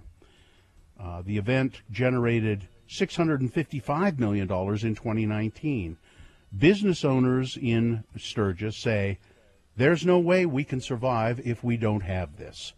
The owner of Buffalo Chip, a campground and concert venue just outside the city where thousands of bikers will stay, said, we spend the whole year getting ready to host the motorcycle rally and music festival. Without it, we won't have a business. So when did Larry Vaughn get elected mayor of Sturgis? Yeah, the rally's going ahead. Summer and dollars. one of the problems is people come from all over the country to go to this. So they'll come from all over the country and congregate and then take it back to wherever they live. I thought those 80,000 just came from around Sturgis. And spread it all around. Oh, that's Beach is open, summer dollars. Boner candidate, well, we got hand sanitizers everywhere, said somebody. And all the food's takeout. Boner candidate number 3. You can cancel lots of stuff, but you can't cancel Sturgis. All right, let's review the first two and vote. Number 1, oh, come on, how about a little sense of humor here?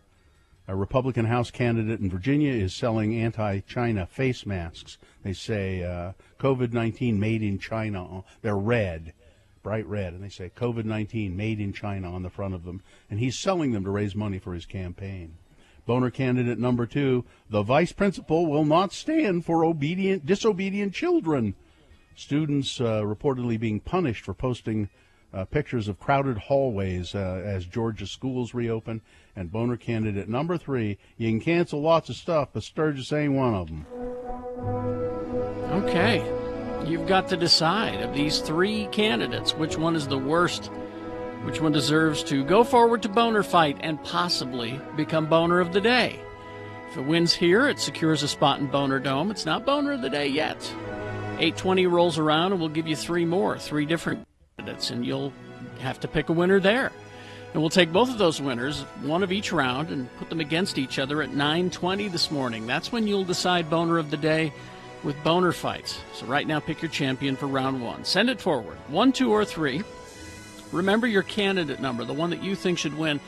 Put that number, that single digit is all we need in the message of a text, and then text that to 33986. Or you can call the producer's booth in Salt Lake at 877-602-9696, or go online, x96.com. Look for the box that says Boner Voting August 7, 2020, and vote there. You have until the end of these messages to vote. Round 1. When Carrie, Bill, and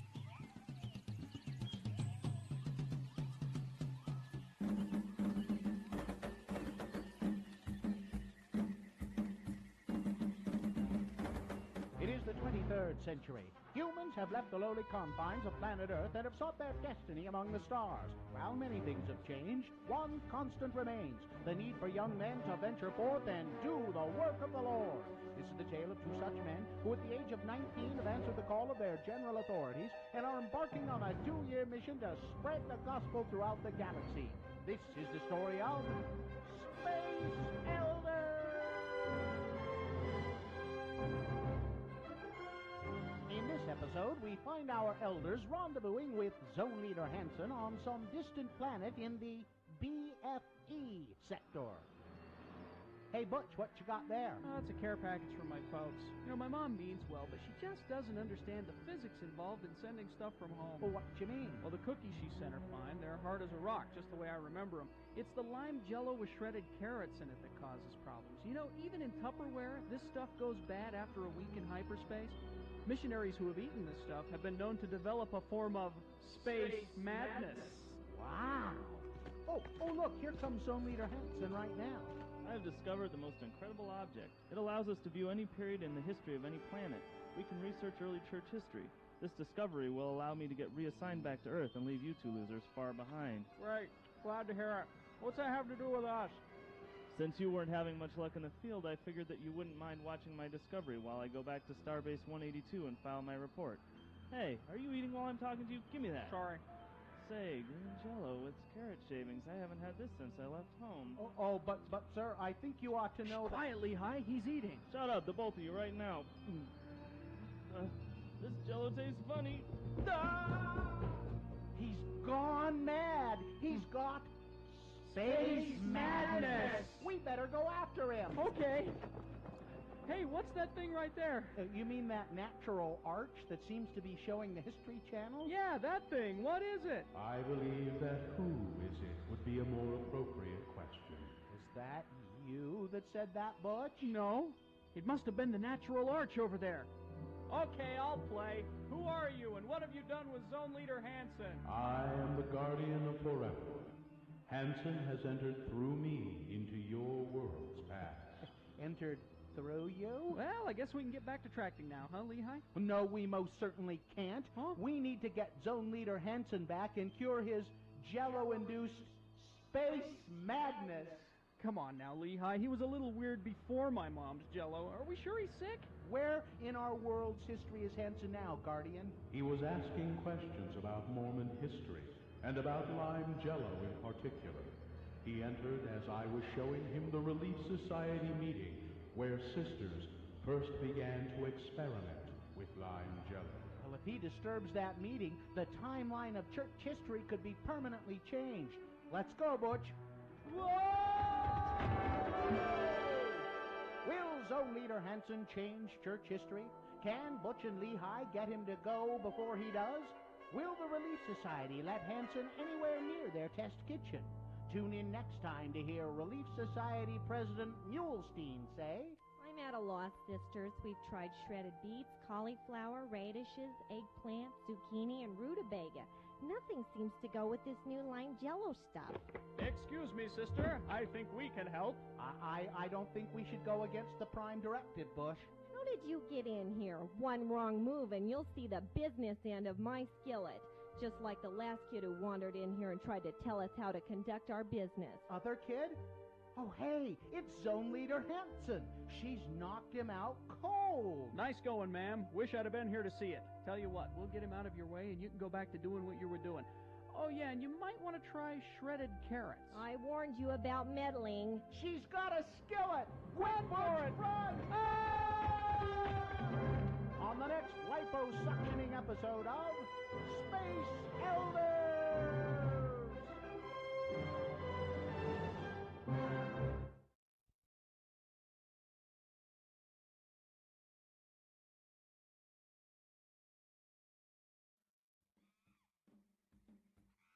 It's time to award round one of your boners. And round one of the boner voting is brought to you in part by a delicious dessert. It's Milkita, the honeydew shake candy.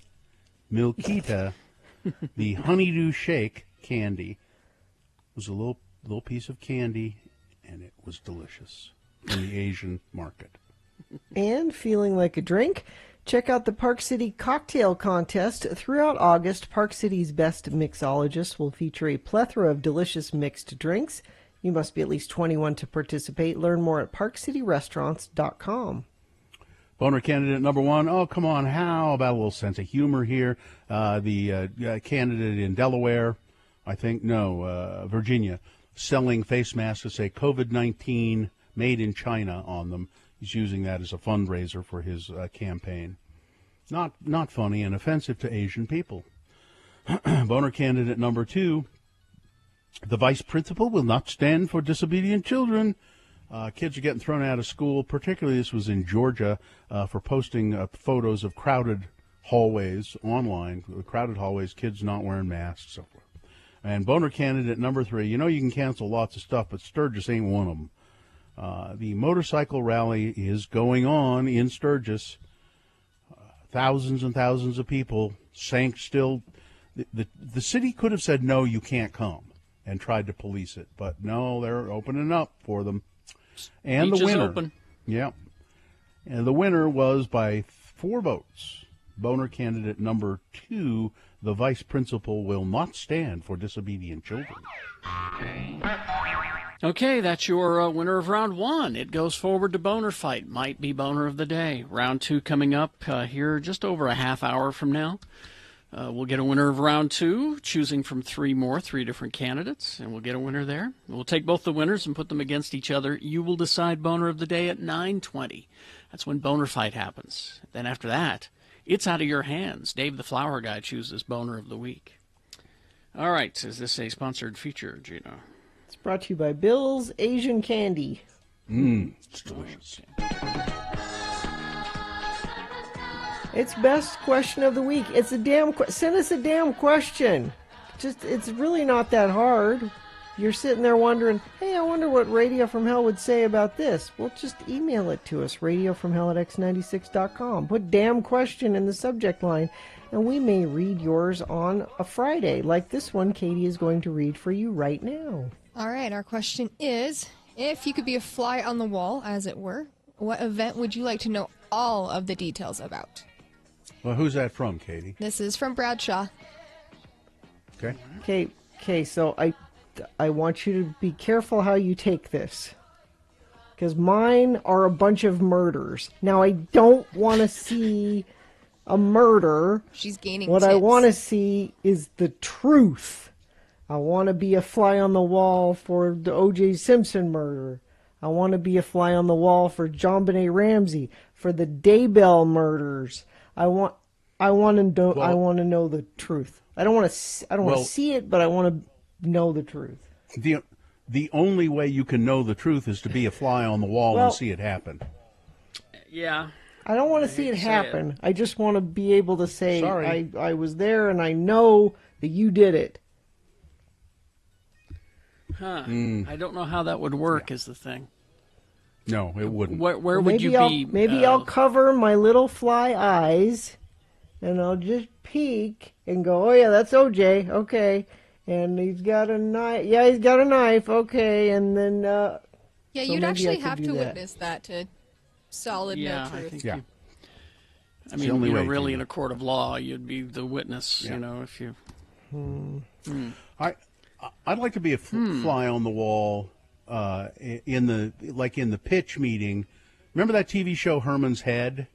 So I'd like to be in the fly on the wall when they were doing the pitch meeting for the Fox executives for Herman's Head, just to figure out how the hell that thing ever got on TV, or even better. That's the thing you want to be a fly on the wall for? So I'd like to be a fly on the wall. This morning we opened the show with a song by Bananarama.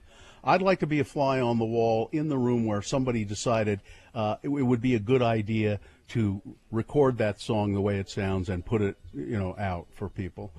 Who made the final decision that would be a good thing to do? Because it wasn't. It was just a terrible idea. Who came up with Two Broke Girls? Who did that? Why did they greenlight that? I want to know. I'd like to be a fly on the wall for all of that. Well, I mean, the obvious stuff is, all the impeachable Trump stuff that just can't seem to come together because people won't talk. I'd like to, be there for the Helsinki call or the, hey, get me this golf tournament in my place in Scotland, things like that. Fly on the wall Or fly on the wall, and again, this is something you wouldn't want to see. So maybe you could be a fly in the closet and hear it. What went on with E. Jean Carroll and Stormy Daniels and all of that. You don't want to. You don't. That's like a murder. And you would have been safe because there probably were plenty of flies on the wall when all that happened. Gina, let's be honest, that would be worse than a murder. Yeah. All plenty of flies around when that happened. You know, Well, there's more. Go ahead. I was just going to say there's more fun answers if you want to be a fly on the wall, like when Lennon and McCarthy wrote a song. You know, you want to be there when they come up with the song. You know, let's work through that song. Oh yeah, that's what. Yeah, that's way more fun. Cool. That's where my head went, honestly. Like, I would love to be a fly on the wall and just learn how Excision, my favorite DJ, makes his music and makes his visuals personally. Yeah. So, I mean, that's what I would do if I were a fly on the wall. The Herman's Head Fan Club of Salt Lake City, looking forward to sending Bill at bwaymedia.com. The Herman's Head Fan Club wants to know where to send their emails to you. So, yeah. Bill at bwaymedia.com. Fair enough. Is there another quick question? Yeah, just a quick one. Here, this is one I'm already on. Friday was usually a thing where we were excited to get off work and look forward to and make plans for the weekend. And being on lockdown, what do you guys look forward to on the weekends? Not having to put up with the lag in the internet that we're experiencing right now. Yes. Bill, you're not I supposed don't know what to you're talk talking about, Bill. it. Everything's fine. Everything's perfect. Sure Everything it is. works just absolutely perfectly. There is nothing to complain about. You Why bet. are you complaining? You bet. I look forward to just going in the next room and watching TV. I'm in the middle of Umbrella Academy season 2, and not only is it quite good, but boy, the music. Whoever's picking the music on this show is doing a Gerard terrific Way. job. I don't know if he was the music consultant or what, but there is I know there's a Spotify playlist for season 2 of Umbrella Academy that you can just listen to the music. And so between that and Legion and the High Fidelity TV show, which is not being renewed, it's canceled. Yeah, I saw 3 of the that. best That TV was- shows with the best music, yeah.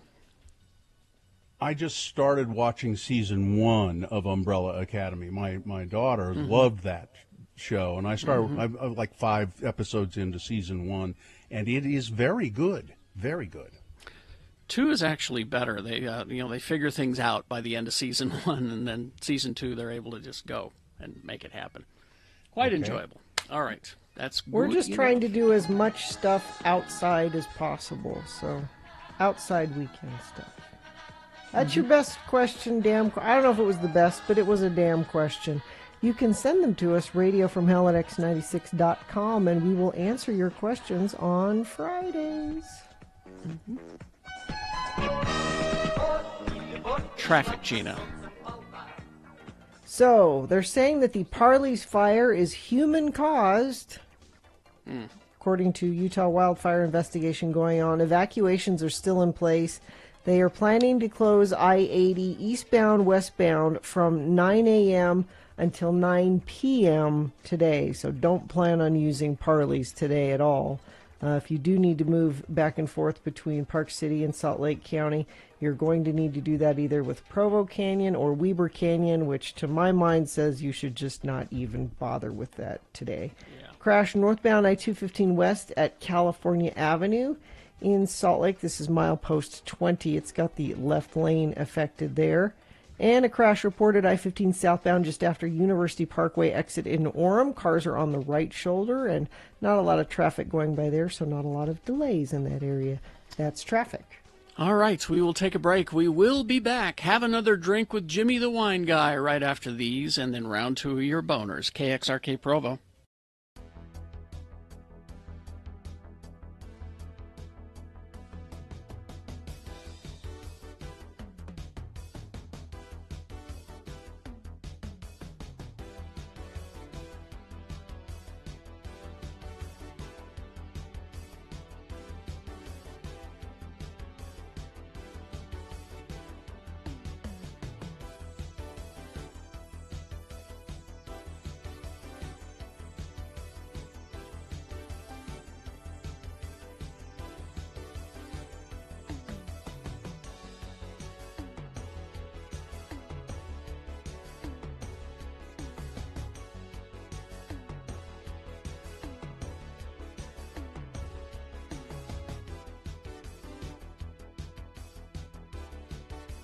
We're broadcasting here from Namche Bazaar in Nepal. We're sitting in my room at the Zomling Guest House and Panoramic View restaurant. I met the owner a few minutes ago and did a little interview with him. Maybe you'll hear some of that coming up on the show at some point.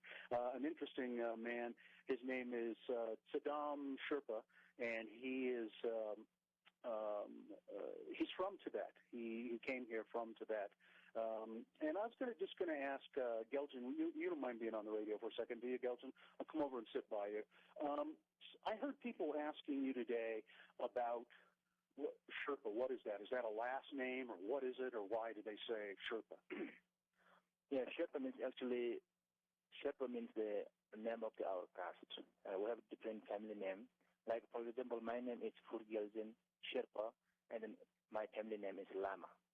Yeah, so I really want to make it clear the people who are very confusing about the Sherpa people.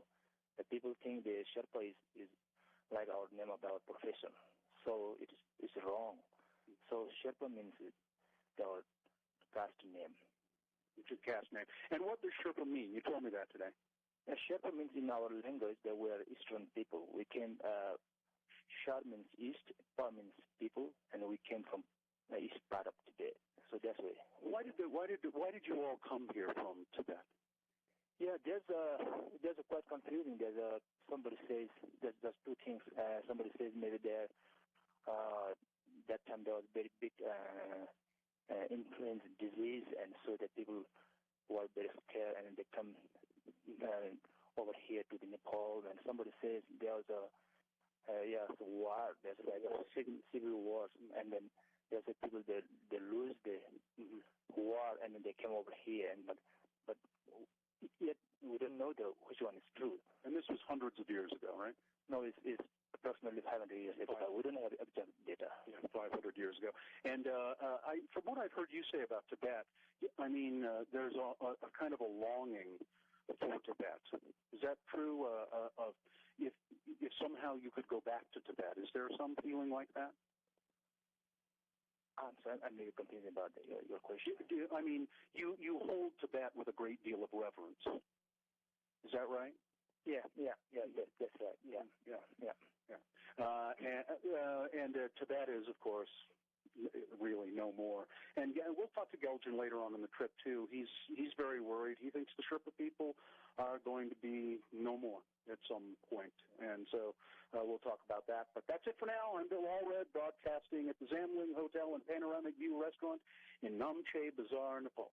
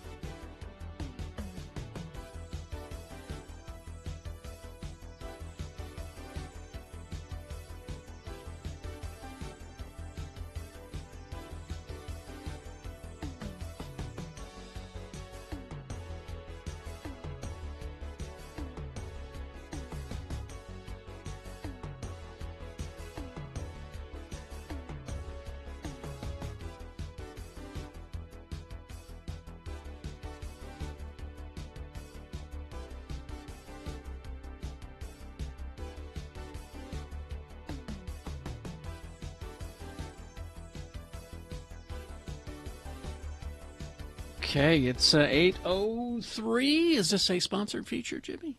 With Jimmy? Jimmy? Gina, Jimmy? We'll just say it's brought to you by the Wine Academy of Utah. That works. Have another drink, it'll make you feel better. Have another drink, and you'll feel alright. If you feel down and you're under the weather, have another drink, and you'll feel alright.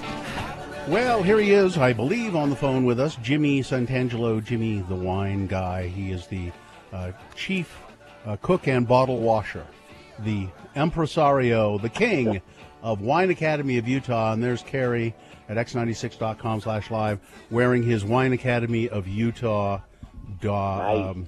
mask. My mask that Hi, Jimmy Jimmy gave me. Good morning. How's everybody doing? We're doing pretty well. And we're having a little internet problem here, so there's a kind of a lag, and we're going to try not to talk over each other, and there may be some pauses and things like that. But Jimmy, you have left some beverages at our houses. What is the theme for our wine drinking today? Well, the theme came in just in time this week, when we all found out the kids are going to still stay home for school. So cases of wine was necessary, I think, for everybody. Mm-hmm. Thank you. Yes. We got these 3 cans of wine spritzers, are they? Yeah, so, we featured beverages in a can before. We featured canned cocktails, hard seltzers. Mm-hmm. These are wine-based beverages that have had botanicals and flavors infused in them, and then a little spritz of carbonation. So they're a sparkling wine cocktail, and these are special orders. So these aren't normally in the liquor store? No, there are options of them, little styles of them, but these I tasted. These are right from France. They're from Saint Tropez, a little area kind of south of Cannes, where Cannes Film Festival is. So it's along that area, and it's Pampelonne. That's the little neighborhood that it's from, or the wine growing region. So these are quality-based wines with these infused flavors, and then a little spritz of bubbles in it. So we featured for Gina the French 75, and that's what's fun about these wines, the labeling, the packaging, great flavors. But I didn't even have a chance. I just got these yesterday, so I didn't even have a chance to taste through them all. So I'm curious on you. Gina, that's not the French 75. That's the blood orange. That's the blood orange. He wants you to have the French 75, Gina. That's the blood orange. Oh, I just grabbed one. Because you need to read, label reading. Okay, I'll go get the right one, Jimmy. I'll be right back. It could have been a bottle of Drano. You don't look. Oh, I didn't look at the label. So what have you got for Carrie, Jimmy? So Carrie, I thought the blood orange really spoke to me. I felt like it was more of a Marvel thing, Marvel comic, like the blood and all that stuff. But I like the bitterness of blood orange, and this also has layers of what goes into tonic water, the quinine. So I don't know, how is that? Is it kind of bitter? Is it offset a little sweet? What do you think, Carrie? Ooh, it's for just a fraction of a second, I was thinking grapefruit, but then the blood orange took over, and it sweetened up. It started out a little slightly bitter, but then it sweetened right up. It's delicious, actually. I can really taste the blood orange now. Now, what one do you have for me, Jimmy? So, because you're such a sweet guy, Bill, I figured the peach for you. Would that be the one that says La Pêche on it? La Pêche. Oh, yeah, that means the peach. La Okay. Pêche. Let me open that up and have a little sip of And La while you're Pêche. doing that, these are 250 milliliters, so they're single servings. It's nice because, you can pop a straw in there or single. And, now with people having beverages, having friends over, social distancing, rather than having to share a bottle of wine and passing it around, these are just one and done. You're hanging on to your own item, things like that. So it really speaks to the whole social distancing that we're practicing now. Now, this is very tasty, Jimmy. The other thing that's nice about this smaller can is that I could just slam this.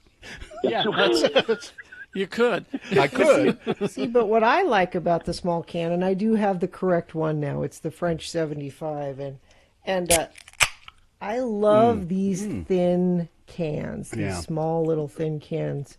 They are and nice. We'll give it a taste here. This is very good. Yeah, this is really tasty. I'm quite a fan. It's sweet, but not too sweet. Exactly, yeah. And it tastes peachy. Mine has ambrosial elderflower, which almost sounds too fancy for me to drink. Juniper and Meyer lemon, delicately folded into fine French wine. That sounds good. Doesn't it? What is that elderflower liqueur that is that people like a lot? Saint Germain. Yeah, Saint we Germain, use that for sparkling wines typically. Yeah, we'll dash a little bit of elderflower or use it. It is a sweeter style, the elderflower. But what's fun about these wines is that they do have their, whether it's the peach or the elderflower or a sweetness, they're offset with some of the bitter. And then the carbonation also adds some balancing of acidity. Just inherently, if you have anything that's bubbly, it's going to be kind of acidic on the palate. So it balances it out. So, Jimmy, if people want to order this special order, the Utah State Liquor Store, they're happy to do special orders like that for you, right? Yeah, especially since I did this special order. They now have what's called the order number or the SKU number. So each of these items now have an identifying code to make it super easy to get a special order in.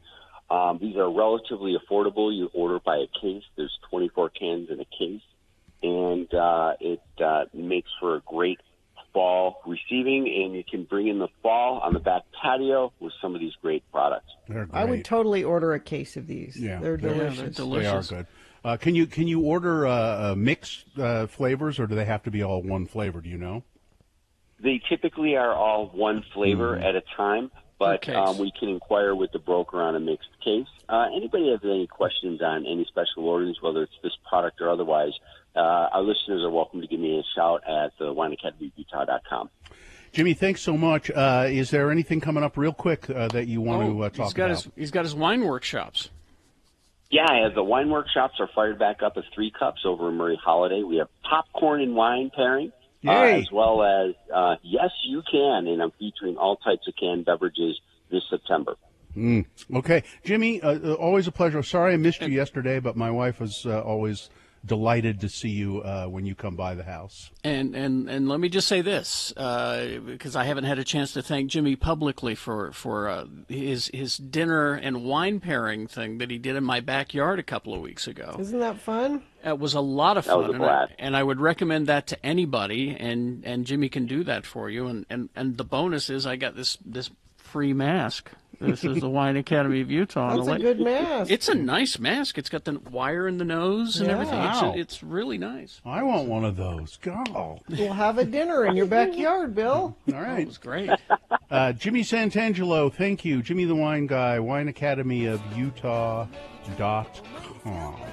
Thank you, Jimmy. You got it, guys. Great weekend.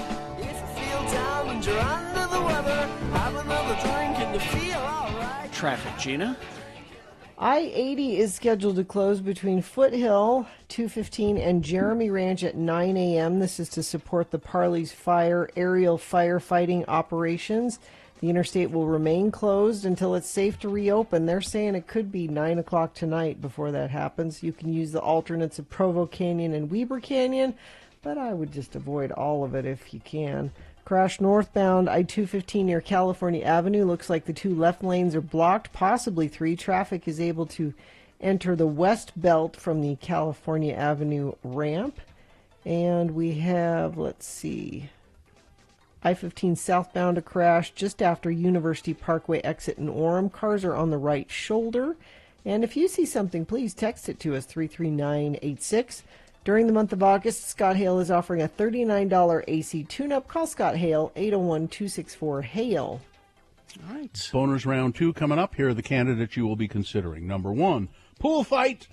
Number 2, someone needs to rethink this doll's sound activation button. And number 3, no, I will not marry you. All right, round 2 of your boners. Big boy news, all coming up after these. Stand by. X96. So I saw this story too this morning, and did somebody break wind on the news? It's what is that sound? Is what we're playing. It's a game. So see if it sounds like that to you. All right. This is during an interview with Democratic Representative. How do you say his name? Swalwell. Swalwell. He's on being interviewed by Chris Matthews on MSNBC. Mm-hmm. And you've got the audio. I've got the audio. So we'll start off with Chris, and then he'll talk, and then you'll hear the fart during Eric Swalwell's response. Who were on the phone listening to the president talk about this swap of dirt for U.S. military aid. Chris, so far, the evidence is uncontradicted that the president used taxpayer dollars to ask the Ukrainians to help him cheat an election. And the complaint that I've heard... Okay, one more time. There we go. Evidence is uncontradicted that the president used taxpayer dollars to ask the Ukrainians to help him cheat an election. And the complaint that I've heard... Who were on the... Now, so the internet, the Twitter, and all of that went crazy. With, yeah. So who farted on the? Now they say. Chris Matthews tweeted out saying that it was a coffee mug scooting across a table. Which it probably Which is. it could be, but it also sounds to me like a wooden stool leg. Yeah. Scraping across the floor. Mm-hmm. I think it's more likely one of those things than a fart. I thought it was somebody just farting around. Somebody just put that in there. That's what it seemed like to me. Added it to it? Yeah. No. Well, no, they said that it happened during the broadcast because if you look at Swalwell's face, he kind of grimaces a little. Oh, I didn't notice that. What was that? Well, then it was him. It was Swalwell. And that was a Democratic fart. He said, no, it wasn't me. I don't know where it came from, but it was funny at the time, and that's why I smiled. Well, let's see. They say the smeller's the feller. Well, what does it mean, the listener? The listener's the what? I don't know. That's what I'm trying to... The hearer's the... Is the bearer? I don't know. I thought he who smelt it dealt it. Well, it doesn't indicate that he smelt it. It indicates that he heard it. Yeah, so we don't know if he dealt it. Fox smells his own hole first. That's what they say. Taxpayer dollars to ask the Ukrainians to help him cheat an election. And now he pauses a little bit there. Yeah, just kind of because he's sneaking it. He thought he could sneak it out. He kind of goes, "What was that?" Huh? Although wouldn't he'd sort of have to have a microphone near his. We don't know if it was ventilator. Whether it's his or Chris's because they leave Chris's mic on as well. Oh. So what Chris is claiming is that it was his coffee mug going across the top of the table. Okay, then it's Matthews, and you can look at him. He's a farter. He's a farter. Yeah, he gets too excited about stuff, and the president used taxpayer dollars to ask the Ukrainians to help him cheat an election. And yeah, that pause. That pause is, that tells me he knows it's coming. The pause is unfortunate. That tells me he knows something's happening. Boy, you mean like he leaned up? So like he tried to one-cheek sneak? One-cheek sneak while he's standing up? Because, you can't fart in those hearing rooms. They're so condensed. And all those people. People would go, God, who did that? Well, actually, that's a better place to go because there's so many possible... Wasn't me. Wasn't me. Where was I yesterday? I was in a car with some people, and I won't say who, but I kept thinking, somebody is stinking this car up. And you don't want to say anything because... You'll embarrass somebody. Yeah. Mm-hmm. to help him cheat an election. Yeah, that was Chris Matthews. Think it was Matthews? Yeah. Ask the Ukrainians to help him cheat an election. Yeah, that's an old man fart. That's an old man fart. It's kind of How raggedy. Can you tell? It's kind of raggedy. It's not. Yeah, it's not strong, full-throated. It's kind of raggedy and almost wet sounding. Oh. And here are the rhymes that we were looking for. He who denied it supplied it. Oh. Yeah. The blamer is the claimer. Yeah, there you go. Thank you, people who All right. listen to the show. You're smarter than we are. Thank you very much. Very good.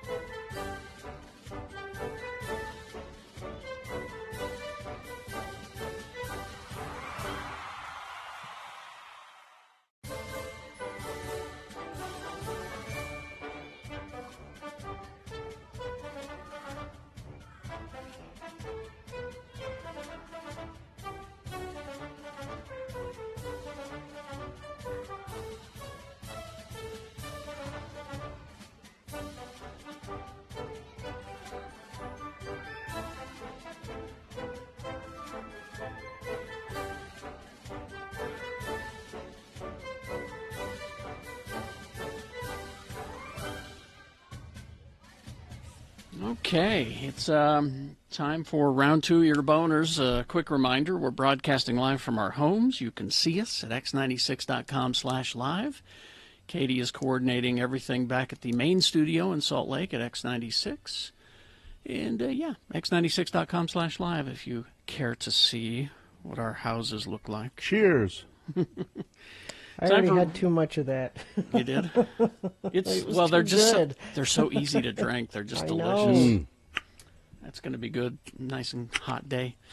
All right, time for round 2 of your boners. Here we go. 3 news stories. These are examples of bad, stupid, or funny human behavior, and you will decide with your vote of these 3 candidates which one is the worst, which one deserves to go forward to boner fight and possibly become boner of the day. Because you see, if it wins here, it goes forward to boner fight. It's not boner of the day yet. It has to go up against the winner of round 1's voting. We did that an hour ago. So we'll take both of our candidates, both of our champions of each round, and put them together. Boner fight happens at 9:20, and that's when you'll decide boner of the day. Right now you're picking your champion for round 2, so choose strategically. 2 candidates now, a third after the news, and once you've heard all 3, then you will vote. One of you lucky random boner voters will receive. I can't buy it, gotta win it. You can't even pick it up yet, but someday, a Radio from Hell boner t-shirt. Boner candidate number 1, pool fight. Up to 100 people involved in a brawl at a California hotel this week, including 2 people who were stabbed. Stabbed? Responding officers found 60 to 100 people fighting in the lobby and parking lot of the Cambria Hotel in Anaheim. Shortly after noon, some armed with makeshift weapons, including broomsticks and table legs and chair legs, said Sergeant Shane Carriger of NBC News. He told NBC News, he added every available Anaheim police officer was dispatched to break up the fight. The 50 to 60 officers were joined by 10 officers from Orange County, Carringer said. It was a chaotic scene. 2 people, including a minor, suffered non-life-threatening stab wounds in the fight that apparently erupted at the hotel pool. An 11-year-old boy says he playfully pushed his cousin, who fell on a group of girls in the water. They tried to fight us and just started throwing bottles and stuff, he said. A juvenile and another person were arrested on misdemeanor charges of fighting in public and resisting an officer. Both were cited and released.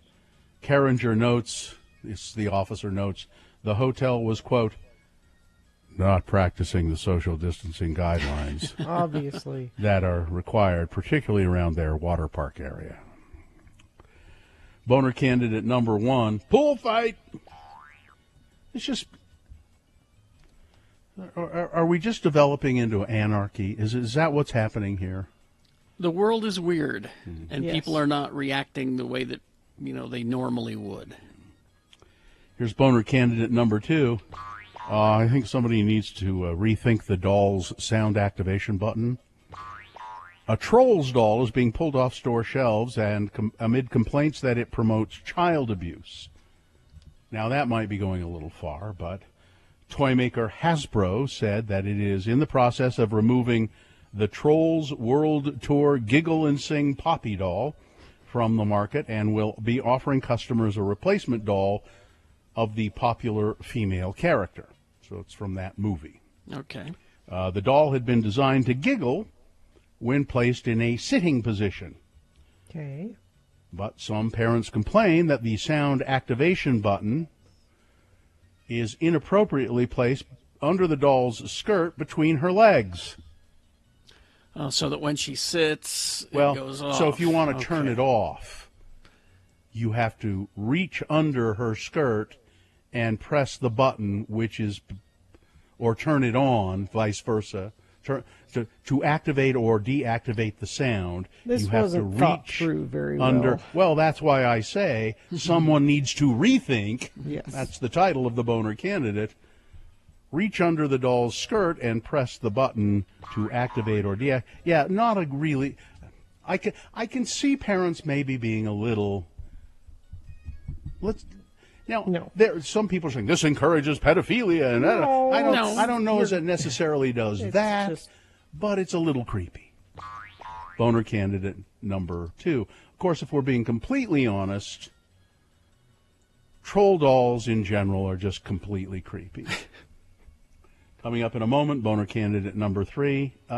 No, I will not marry you. Boner candidate number 3 for round 2, coming up after this big boy news and Opinnuendo, brought to you by Santalast offers FDA-certified hand sanitizers that disinfect as well or better than most sanitizers on the market, continues to kill bacteria and viruses on contact for up to 24 hours. Santalast.com. Good news for Ed Brass. Oh.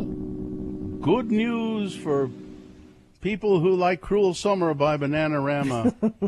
Yes? Lionsgate is expanding 2 of its key franchises. They're going to do a 5th John Wick movie, and they're going to reboot Dirty Dancing, Gina. Lionsgate CEO John Feltheimer revealed the moves on Thursday during the company's conference call with Wall Street analysts following the studio's release of quarterly earnings, which came in above estimates. I'm sure you're all relieved to know. Lionsgate revealed in July that Dirty Dancing star Jennifer Grey was collaborating with the studio on an untitled dance movie in which she will star and executive produce. Ooh. But they refused to say if the project was tied to the 1987 hit Dirty Dancing, but now it appears that it is, in fact, going to be a Dirty Dancing movie for Lionsgate with Jennifer Grey executive producing and starring in it. So that would be like Grown Up Baby? Well, it'll be like Not Baby. It'll be nobody puts Baby in a corner at the nursing home. She's not that old. It's not nursing home old. Nobody puts. She'll nobody run a dance school. She'll be in a wheelchair. She'll be wearing those support hose and have dementia. No, the thing about Jennifer Grey is no one will recognize her as Jennifer Grey from Dirty Dancing. Totally different. Because she had very extensive plastic surgery that she didn't need on her face. That's not true. She looks way better than she did. If you can find it, there was a series, I think it only lasted a season, where she was in it playing herself, a version of herself. And there's like 3 other people. Very funny show called... Evan Handler was in it. Evan Handler was in it. It's called It's Like You Know. Bad title. But it was supposed to be like an L.A.-based Friends. Well, and she played herself and nobody recognized her because she'd had plastic surgery. She kept saying, "No, I am Jennifer Grey." That was part of the gag. Yeah, she looked completely different, and she looked kind of. Well, I won't say she looked better. And Dan Reynolds is teasing that there may be a new Imagine Dragons album. No. That would be nice. I thought they hung it up. I thought they retired. I think they might do it. As soon as he gets done with his extensive plastic surgery, he's going. No, I'm just kidding. He's not. So Utah saw 587 new cases of COVID. The rolling average is, though, below 500 a day. And Governor Herbert says, we're doing great. We're getting the economy going. Thursday's case count went the other way with another 587 Utahns testing positive. That's the high. So it was 500 Wednesday. Yeah. Then 587 the next day. So it went from we're doing great to, well, we're not doing so great. Yeah, I won't mandate masks. 87, huh? Oh. There 3 more Utahns have died of COVID-19, bringing the state's overall total to 330 people. I'm trying to think of a way, and maybe y'all can help. Send suggestions to bill@x96.com if you like. I'm thinking that it is becoming less and less effective to talk about numbers with COVID. So we say, here's the rolling average, here's the death toll, here's what it is today, here's what it's going to be. We're projecting, we're doing this, these are the averages. And I think people are now just kind of going, what? I don't know. I don't care. Doesn't matter. It's white noise. Yeah. it's becoming less and less effective to do these daily kind of toll numbers. I'm not saying that needs to stop.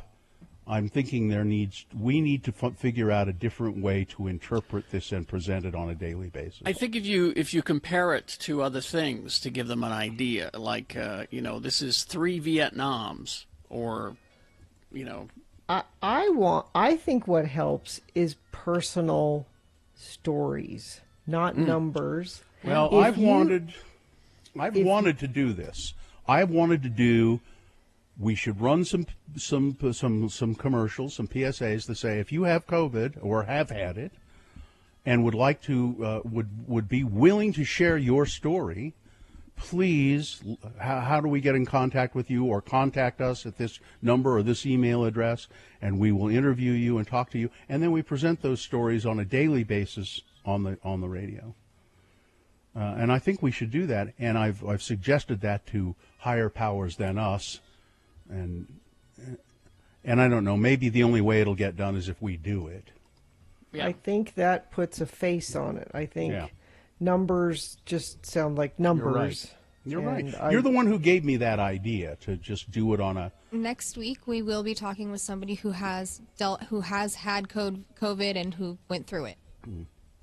I'd like to be doing it on a daily basis. Email radio from hell at x96.com if you or someone close to you, and it doesn't have to be a horrible story. It could be, I got it and it wasn't that bad. And I mean, we want to hear from all different kinds of people. And that particularly have had to deal with it. and particularly maybe even if you are willing to have us just record your voice on the phone and use it on the air.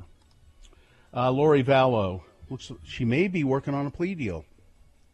She going to turn in her husband? She agreed to sign away her right to a preliminary hearing for the charge of conspiracy to commit destruction, alteration, or concealment of evidence in the deaths of her children. These charges are separate from what she could be facing in Arizona. So let's speculate, shall we?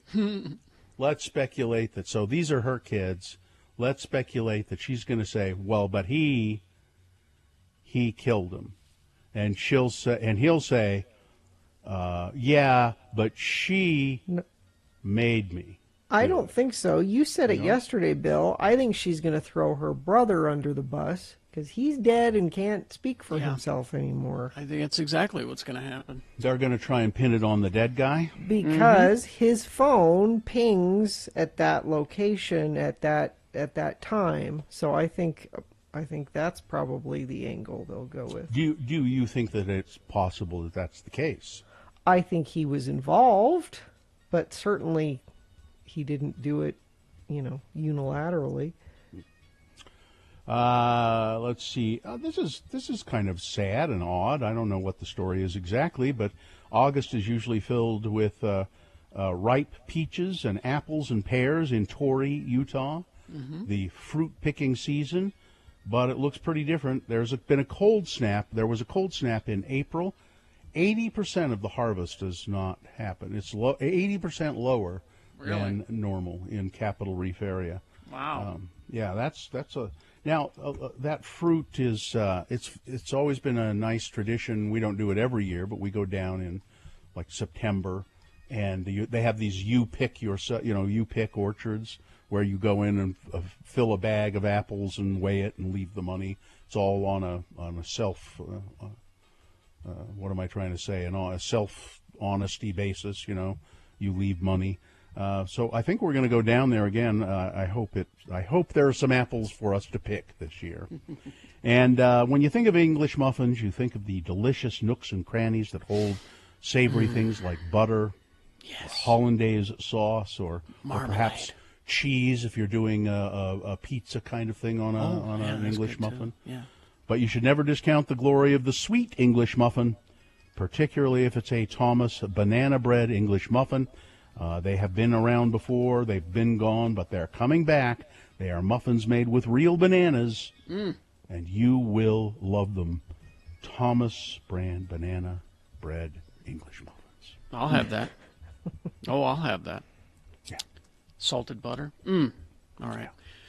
Sports weather traffic. There's no reason to not have salted butter. There's no reason to have unsalted butter. Exactly. Sometimes you're baking and you want to control the salt content. Just Our don't put friend extra Paulette salt would in tell it. You. Don't put extra salt in it. But you don't know how much salt is in it. Don't argue with Paulette. Yeah, she would argue. Yeah, she would. Yeah. The Jazz have an early game today.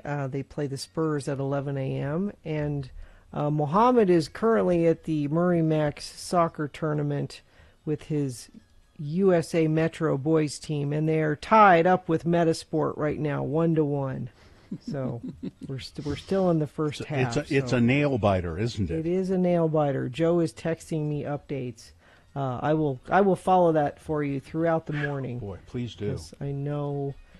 It's so funny though. He had a game last night, and it was so enjoyable to just watch a soccer game and forget about life for an hour. It was so nice. I enjoyed it. And the weather was nice too. It was kind of cool last night, and today it'll be even better, 92 for a high. And we'll stay in the low 90s all weekend long. Still no rain in sight, but at least it won't be scorchingly hot. It'll just be regularly hot. And traffic, we've got a crash reported I-15 southbound just after University Parkway exit in Orem. Cars are off to the right side there. Let's see if we have one. Crash at the top of the on-ramp SR92 in Lehigh to go northbound I-15. Cars are on the right shoulder there. And just a reminder about the fire in Parley's Canyon. They are going to close the canyon. I-80 scheduled to close between Foothill and 215 at Jeremy Ranch at 9 a.m. to support the Parley's fire aerial firefighting operations. The interstate will remain closed until it's safe to reopen. They're planning on about a 12-hour close right now till 9 o'clock tonight. If you need to travel between Park City and Salt Lake, you're going to need to do that either through Provo Canyon or Weber Canyon, but probably better to just avoid that commute today altogether. During the month of August, Scott Hale is offering a $39 AC tune-up. Call Scott Hale, 801-264-HALE. And Paulette has just texted me all the way from New York. Capital letters, unsalted butter for baking, then add as needed. It's all about control. Here's boner candidate number 3. No, I will not marry you. A man set fire to his apartment after laying out 100 candles, spelling out "marry me" as part of his proposal plan. Albert Nadrew spent 2 weeks meticulously planning the moment after buying a ring for his girlfriend, Valeria Madvik. He had decided to surprise her by filling their living room with candles and roughly 60 balloons. But when he went out to pick up his girlfriend and bring her home for the surprise, he found a big surprise. His apartment had caught fire. Fire crews rushed to the scene. The studio apartment was gutted by flames and smoke damage. Despite the attack, Mr. Nadrew got down on one knee in the charred apartment and asked Miss Medvik to marry him, and she said no. She should say no. Yeah, well, she didn't. No. Because he's an idiot. Yes. I mean, he's a romantic idiot, but he's an idiot. I think she should have said, no, I will not marry you. He's an idiot. He's a boner candidate. He's number 3. Let's review the first 2 and vote. Boner candidate number 1, pool fight. A fight at a pool at a hotel in Anaheim, California, escalating into a 100-person brawl. Boner candidate number 2, somebody needs to rethink that doll's sound activation button. A troll doll being pulled after complaints from parents that the sound activation on-off button for the little girl troll doll is under her skirt and between her legs. And boner candidate number 3, no, I will not marry you. All right, there you go. You have got to decide, these 3 candidates, which one is the worst, which one deserves to go forward to boner fight and possibly become boner of the day. If it wins here, it's not boner of the day yet. When it wins here, it'll go up against the winner of round 1's voting. We did that an hour ago. But we'll take both of our winners, and at 9:20 this morning, You will decide boner of the day at that time with boner fights. So let's get a champion here for round 2 to send forward to face round 1. Here we go. 1, 2, or 3. You decide which one of these 3 candidates to push forward to boner fight. Remember your candidate number, the one that you think should win. Put that single digit. That number is all we need in the message of a text. Text it to 33986. Or you can call the producer's booth at 877-602-9696 or vote online, x96.com. Look for the box that says Boner Voting August 7, 2020, and vote there. You have until the end of these messages to do so. This is round 2. Now, I have a little bit of advice for people for St. Patrick's Day. Okay. I saw this online today, and it says these are clever things that you can do. I bet they're not for your St. Patrick's Day shenanigans. These are clever captions you could use on Instagram, for instance. Okay. And I'm saying if you do these things, you're a fool. You should not. Here, St. Patrick's Day captions for friends and loved ones on your Instagram posts. So as you post your stupid Instagram drunken pictures, you should caption them with things like this. I'm not Irish, but kiss me anyway. No. Don't do that. This is clever. These are clever things that people have thought up for you because you're not clever. How about this one? Irish, you were here. No. Never. No? No. How about this one? Don't use that. About to get lucky. Insert shamrock and wink face emojis. No. Lucky me, I have you. No? I mean, that's just nice. I Irish don't mind whiskey that one. makes me frisky. I do like Irish whiskey. Oh, yeah. How about funny St. Patrick's Day captions for eating, drinking, and being Irish? The leprechaun made me do it.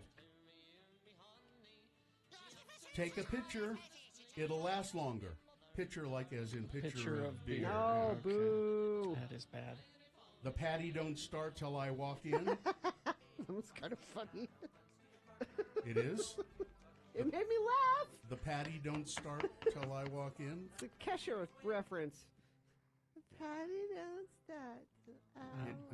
No. Okay. Ready to get shamrocked? No. No. How about, cute St. Patrick's Day captions for babies and kids. Oh, okay. Okay, here we go. I'm telling you, don't use any of these. Little Miss Lucky Charm. So if you put a picture of your kid This there. is like Instagram stuff. Wee bit of trouble. Oh. My little good luck charm. Yeah. Okay, Irish blessings and proverbs to use for St. All Patrick's right, Day. let's try these. Maybe these. Wind at your back and road race. May your pockets be heavy and your heart be light. May good luck pursue you each morning and night. Well, that's okay. Okay. A little wordy, but yeah. How about? Now these are all terrible. Yeah. What do you do? What are you doing for St. Patrick's Day? Nothing. I'll be in Las Vegas. Oh, that's right. Oh, that's right. Oh, crap. Oh, my. Oh, Bill, that's a horrible time to be in Vegas. You just realized that? I just realized that. Oh, no. Oh, this is now, bad. wait a minute. That's almost like being in Mexico on spring break. Yeah, now, this wait. is bad. Wait a minute. it's St. Sunday. Pat's is Sunday. Wait a minute. It's on Sunday, right? Yeah. So what exactly am I going to be doing on Sunday? Let me see. You shouldn't leave don't leave your hotel room. Yeah, don't leave the pool. Sunday. I'm going to be. I'm going to be at the Piff, the Magic Dragon show. It's on Sunday? Yeah. Well, then you might be okay if you're at. I just wouldn't be out on the street. Everybody in the audience is going to be drunk. Yep. Oh, yeah. Really, really, really Oh, drunk. yeah. Absolutely. So you should be just so you fit in. No, I wouldn't. Yeah, don't go to Vegas on St. Patrick's Day, New Year's Eve, or New Year's. I know I did New Year's in Las Vegas, and oh man, what a mess! What an absolute mess. I mean, I didn't even think about that. I just. Oh wow. So. Well, maybe you should take one of those cute sayings with you and use it. Kiss me, I'm Irish. Yeah. No? No. So I will be sober so that I can fend them off. You would take your cudgel. I have one on my I desk. know. Take it. I will. You can beat people away from you as you go through the crowd. And I wouldn't be sober if I were you. Otherwise, you wouldn't be able to take. If you're sober, it's going to be worse. Well, I'm just afraid I won't. I'm just afraid if I'm not sober, I will get in a fight. If I'm drunk, I'll get in a fight. Stay in your pool. Yeah, don't get in a fight. Yeah, don't do that. Because my defense, I'll just be. Your defenses are down. My defenses are down, and I'll just be. I don't take that kind of crap from anybody. And then I'll get beaten up. Yeah, you're in trouble.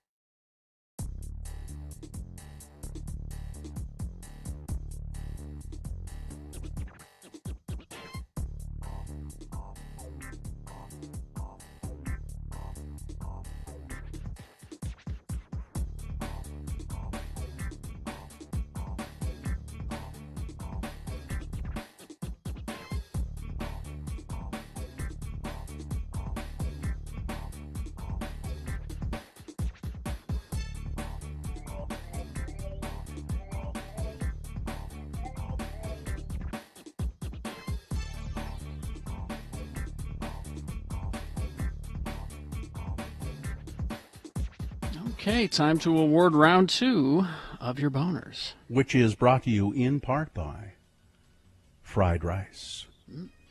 And Diversion Eatery. You know what I just was eating? Diversion Eatery? Does he give you a cookie? A keto cookie? No, he didn't give me a cookie. It says right on there, keto. I'm surprised you trusted it. If it says keto on it, I trust Diversion Eatery. Their food is delicious, and Yes, they it is. have brunch weekends from 11 to 3.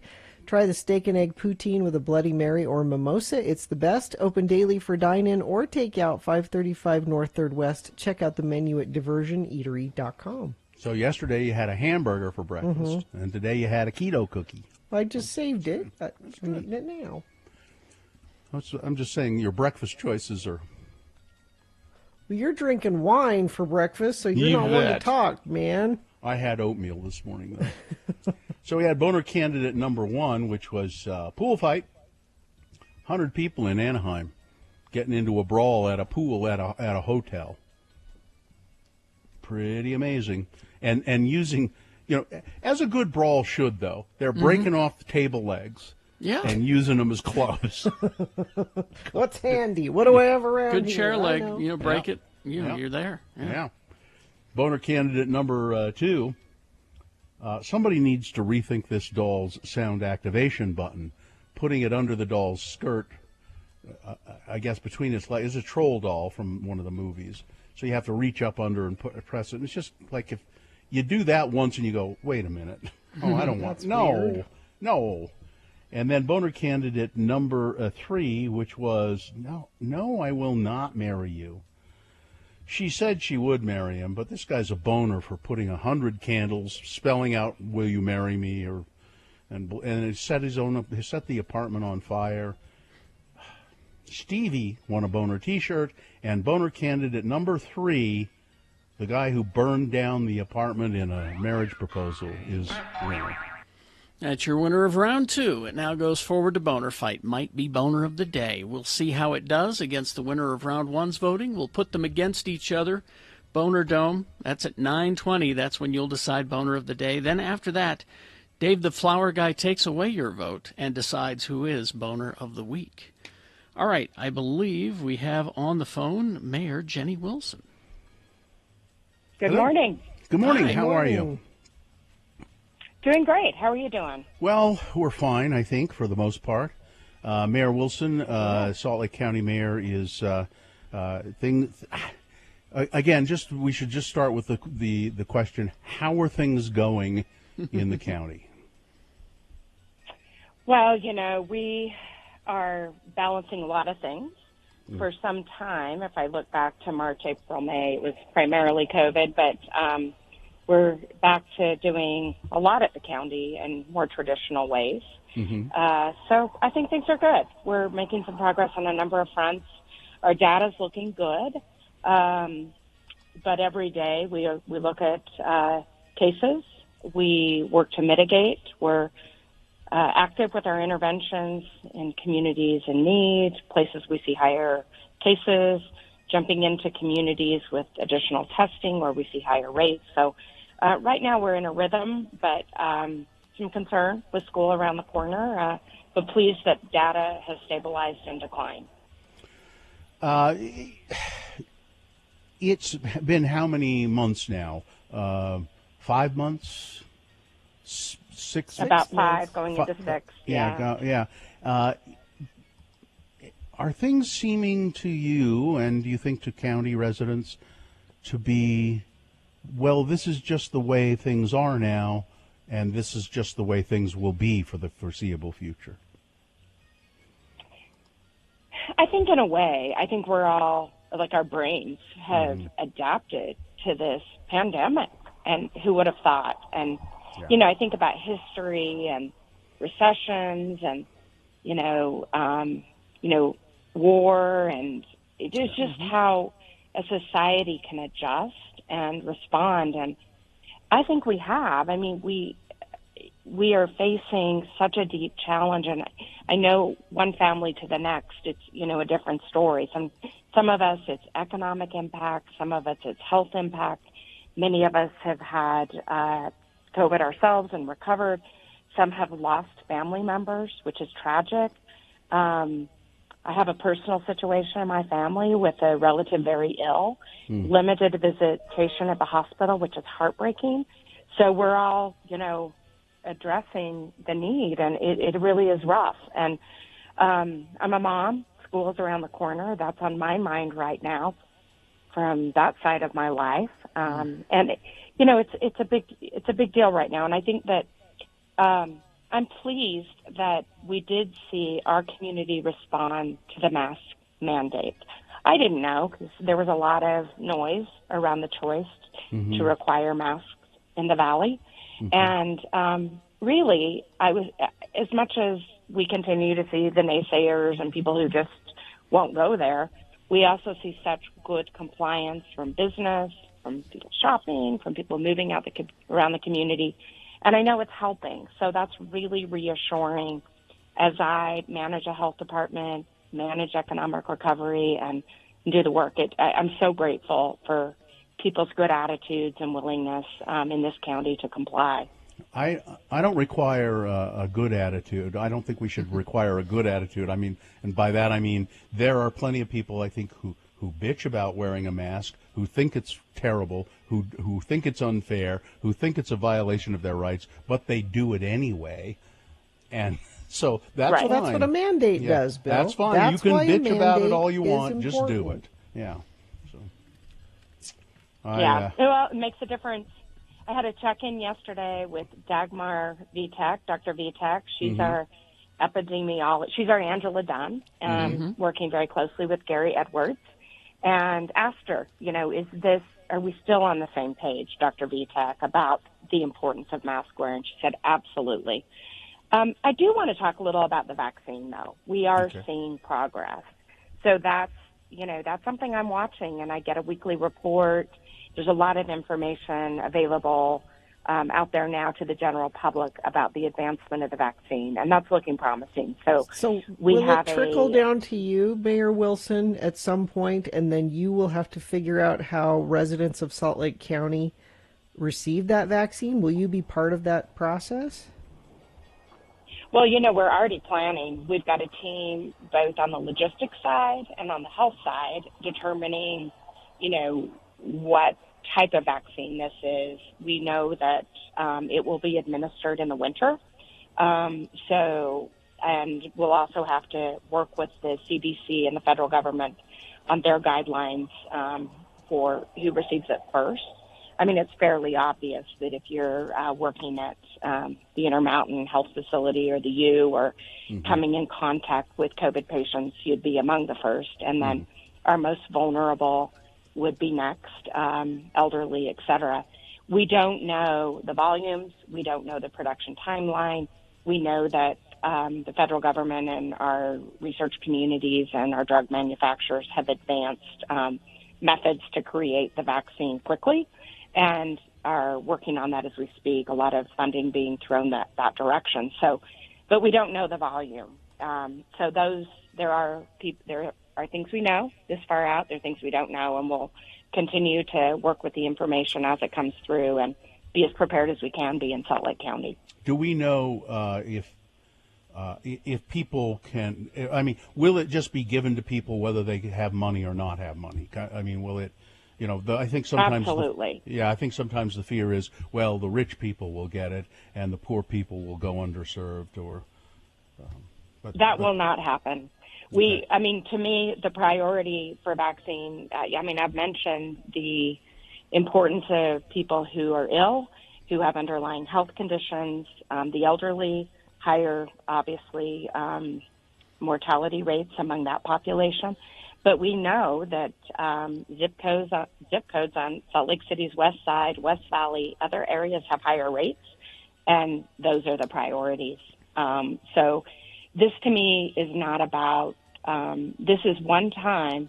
If we can have fair access, I will do everything within my power to assure that that is the case. This isn't about wealth. This is about general need in the community. And, I'd love to receive a couple million doses, or one at least. Our population's 1.2 here in this county.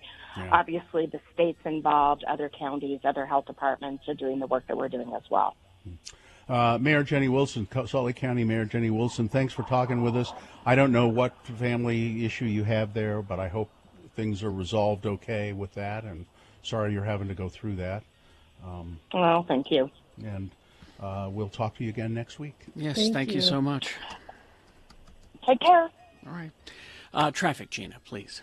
Yeah, and just an update on the fire. Fire investigators on the human-caused Parley's fire are asking anyone that saw a large dump truck, dark brown in color, dragging chains traveling up I-80 Parley's Canyon on Thursday for you to call 801-538-5555. They think that's what sparked it. They think happened. Okay. So I-80 closed both directions today starting at 9 a.m. This is so they can continue their firefighting operations. Not expected to reopen until 9 p.m.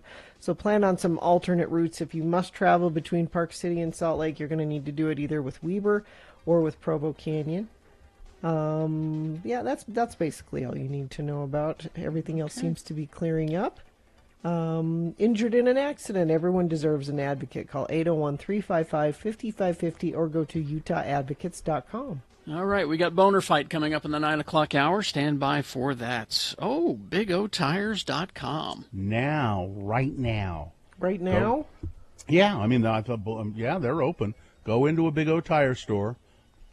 You probably couldn't throw a rock without hitting a Big O Tire store. Don't throw a rock at Big O Tires. Just go I'm not saying throw a rock at them. I'm just saying, the distance that it would take, there's one there. Because there are 42 locations along the Wasatch Front. And if you go into a Big O Tire store, either purposefully or just stumble into a Big O Tire store. I find myself in a Big O Tire. You will save up to $150 on a set of 4 Big O brand tires through the 23rd of August. Yes, $150 on a whole set of tires. That's pretty sweet. Now, Big O Tires, of course, has the lowest price on every tire every day, with brands you know and trust like Goodyear, Michelin, Cooper, Continental, BF Goodrich, and more, and the Big O Tire brand themselves. For more, go to BigOTires.com.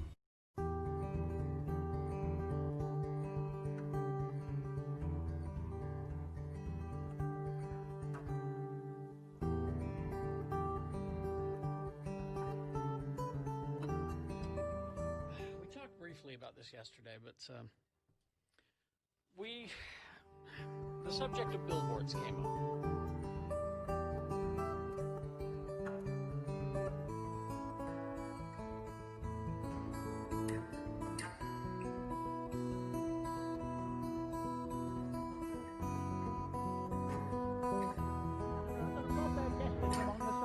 While many things have changed, one constant remains: the need for young men to venture forth and do the work of the Lord. This is the tale of two such men who at the age of 19 have answered the call of their general authorities and are embarking on a 2-year mission to spread the gospel throughout the galaxy. This is the story of Space Elders!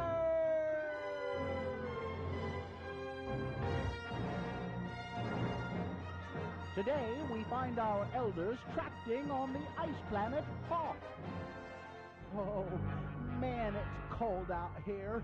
Why is it so cold? It's an ice planet, Lehigh. What do you expect? Well, I'm sure glad my mom sent me these mittens. And Zone Leader Hansen has sent us to some pretty dismal places before, but this has got to be the worst. I hope that this Wampa fella lets us in and offers us some piping hot postum. You know, these tauntaun thingies smell funny, and they're just not very comfortable to ride.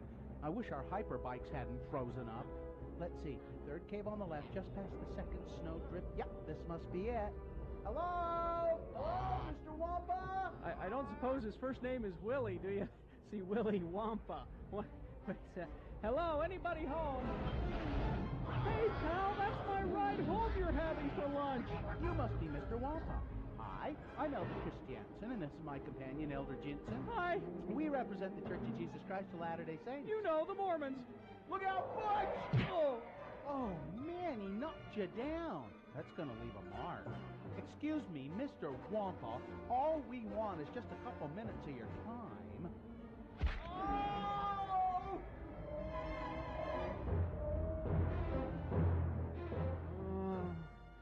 Oh, man. Where am I? Oh, heck. Hey, Lehigh, wake up. Oh. Wake up. Oh, what in the flip? This is just great. Here we are, hanging upside down, stuck to the roof of a Wampa cave, our feet frozen in what appears to be Wampa spit, while my ride home gets eaten by Mr. Wampa out there. Yuck, I don't think this Wampa spit's ever going to come off my wingtips. Hey, there's somebody stuck to the ceiling behind you. Huh? Hey, it's that farm boy from Tatooine. Hey, Luke, wake up. Huh? Ben? No, not Ben, it's me, Butch. I don't suppose you got a plan to get us out of here, do you? If I could just reach for my lightsaber. There. Ah, so much for the element of surprise. Hey, look, your dad, Darth Vader, cut off Lehigh's arm with one of those things. Cut him some slack. Will Butch and Lehigh ever escape from Wampa Cave? Will Luke cut Lehigh's arm off just for the fun of it? Will our elders ever get the Wampa spit off of their wingtips? Tune in next time to hear Lehigh say... Oh, thanks, Luke. For a minute there, I figured we was Wampa Chow. Luke. Ben? Luke. Ben, is that you? You will go to the Dagobah system. Mr. Kenobi? Dagobah? I've never even heard of it. It's a swamp planet. You're not missing much. You must seek out Yoda and continue your training. But I've already been to the MTC. Ben? Yoda? Dagobah? Mr. Kenobi, are you sure? I mean, we've already been to Dagobah. Hold on. I've got some problems here. Luke, you go to Dagobah and seek Yoda. Butch, Lehigh, you go thaw out your hyperbikes and continue tracting. I should have gotten Jedi call waiting. On the next bone-chilling episode of Space Elders!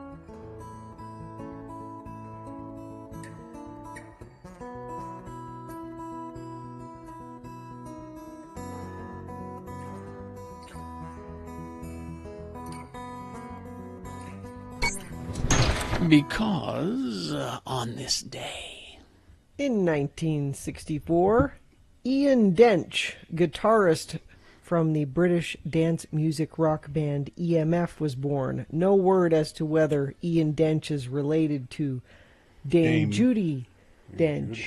I'm glad my name isn't Dench. That's a kind of an ugly-sounding last name. Not mellifluous and sweet like Allred. Oh, my Ian Dench is back. It's acting up again. I think I got a little bit of a dent here, right there on that tooth. Yeah. Let's see. Do we have Angela on the phone? Hey, Angela. Angela. Is Angela Hey. there? There she I'm is. so here. Hi. Are you virtually? Good morning. Are you really here, or are you virtually here? I don't know. I might be a hologram right now. Angela Brown, longtime editor, publisher, Slug magazine. So, Angela, how many years have you been with Slug? Wow. Oh my goodness, I've been with Slug. We're actually coming up on my 20-year anniversary this September. Wow. And how long have you been the chief? 20 years. 20 so I years. guess technically, actually, it's 22 because I was not the chief for 2 years before I became the chief. That's right. right. But before the chief said, "I can't do this anymore. You do it." Yeah, I mean that's kind of what happened, really.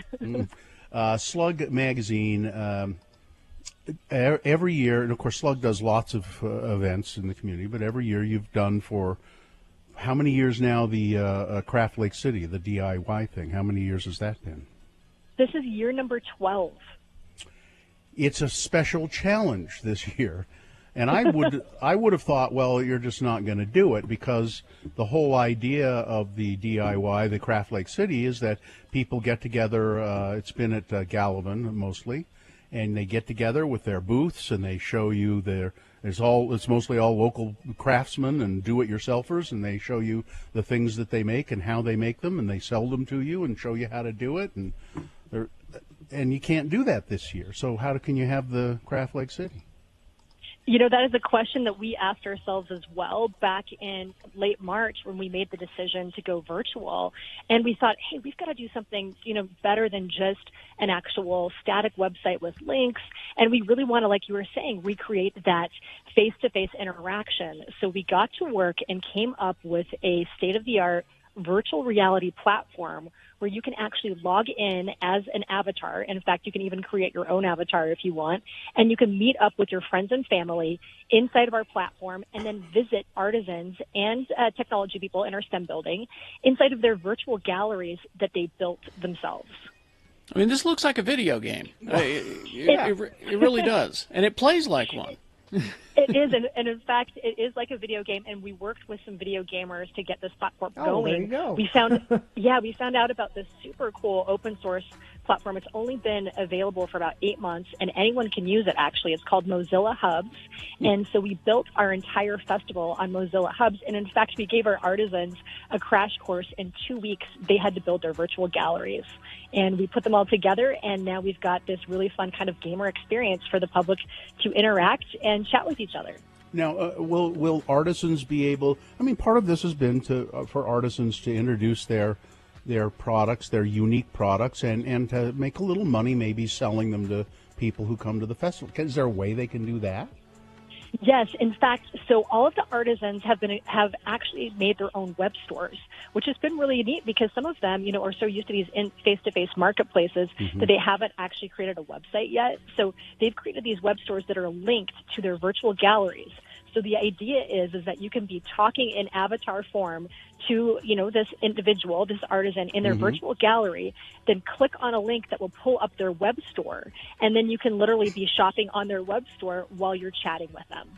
You know what? Pretty cool. think that some of these artists are going to do better with this platform. Maybe. Gina, we hope so. I mean, because, in the past, of course, being localized, you have to attend here locally, whereas now anyone all over the world can attend as long as they just set their alarm clock if they're overseas. Okay, but food. Virtual food does not get me off in the slightest. Can't help you. What? I don't know how you're going to do that. Yeah, well, we came up with something for that too, Bill. In fact, we have a lot of craft foodies, so individuals that make like jams, fudge, macaroons, cookies, things like that. So they will ship those to your house. But then also we have some food trucks and coffee carts that are participating. And so on the website, we've actually listed where they're going to be around town. And you can go find them, and they have secret menu items that are only available for this weekend. You're a genius, Angela. This is really amazing. I mean, it's so cool. You pick your everything. You pick your avatar, you pick your guy, you customize it, you go enter the map and go into buildings, and there's even virtual staff members there with their avatars who can help you if you have any questions. This is a great idea. Do I get a name badge? Can I have a name badge? Yes, actually you can. Oh, good. Hello, my name is Bill. Yeah. And we even made custom avatars for all of the exhibitors in case they didn't have time to build their own. That way, when you're in a crowd of avatars, you know who to talk to about purchasing their product. There you go. Okay, Angela, so we got to take a break, but how do people, the Craft Lake City virtual edition starts today, this evening, I believe, and goes throughout the weekend. How do people access it? Is there, what kind of finance, money is involved? How do you do all of that? What are you doing? This year it's all donation-based, so we are asking for a nominal donation if you can. If you can't, just show up. It's all free. It's virtual DIYfestival.com. DIYfestival.com. Virtual. Virtual DIY Festival. Virtual DIYfestival.com. It'll be live and ready to go this afternoon, this evening, and then go through the weekend. That's right. 6 p.m. to 10 p.m. is tonight. All right. Thanks, Angela. Thank you, Angela. Good luck. Hey, always a pleasure. Thank you so much, you all. Have a great day. Thank Slug you. Magazine. Slug Magazine. Okay, we remember, will... you remember the good old days when Slug Magazine hated us? Yes. They hated us back and that in the paper day. at the U, The Chrony? The Chrony. You know who I found out who the author was of all of those hate columns in Slug Magazine when they hated us? You know who that was? Who? Jeff Weiss, actually. Oh, was it? Really? Yes. I was back I think it was back even before Angela. They used to have a good letter to the editors column called Dear Dickheads. Yeah, that was Jeff and Scott Weiss, actually. And there were always letters in there about how much they hated us. Yes. Really? Yeah. All right. We'll take a break. We will be back with boner fights after these, along with a reasonable amount of news. X96. Oh, gee, tell me about. I find this on my desk when I come in this morning. This leaves a bad taste in my mouth as well. Well, it says it's a postcard. Greetings from fabulous Moab, Utah. Fabulous. And it's a postcard from the Poison Spider bicycle shop. It's a well-known bicycle shop down in Moab. It's got a giant, horrific spider on it chasing a bicyclist through the red rocks of Moab. Looks like one of those old movie posters. Yeah. And then on the back it says Carrie and Bill, and it's written by someone who assigns themselves very disappointed fan. Very disappointed. Disappointed enough to send a postcard. Wow. Somebody who looks like they might have been drunk because it's barely decipherable. Scribbled. Carrie and Bill, although you are entertaining, why do you disrespect and bully Gina Barberi on your show? She is the voice of reason. Voice of reason? Did you hear that? You're now the voice of reason. It's my dad's thing. Intelligent and kind. I guess this is kindness. Kindness. It's. I like it when drunk people stick up for me. Yay. You both behave like jackanapes. Jackanapes, please. Misogynistic. Oh, misogynists. Gina should be something. Do you want me to try treated much better as a professional. Thank you, drunk friend of the program. Very disappointed fan. See if that doesn't look like a drunk person wrote it. Or no, you know what? I just changed my mind. it was written by an ancient person, an ancient human being. It's a former Tom Barberi fan who now like Sheena. I am not a crackpot. Oh, I appreciate that. This took effort. Yeah.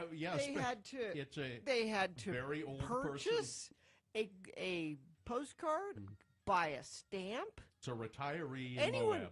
Anyone can send an angry email. That takes no effort at all. An angry postcard. This took It's by someone effort. who doesn't know what email is. They're so old, they don't know what email is. I appreciate it. I think you should.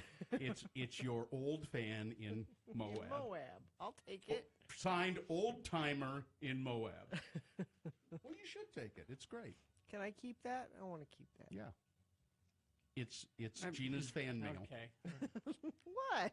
She gets it from prison and prison I'll mail. take the fans I can get. And You the go to a show with the fans that you have, Ben not Marsh. the fans that you want. Ben Marsh and the old timer in Moab. I got me a free postcard out of the Poison Spider bicycle shop, and I'm sending this to those misogynistas.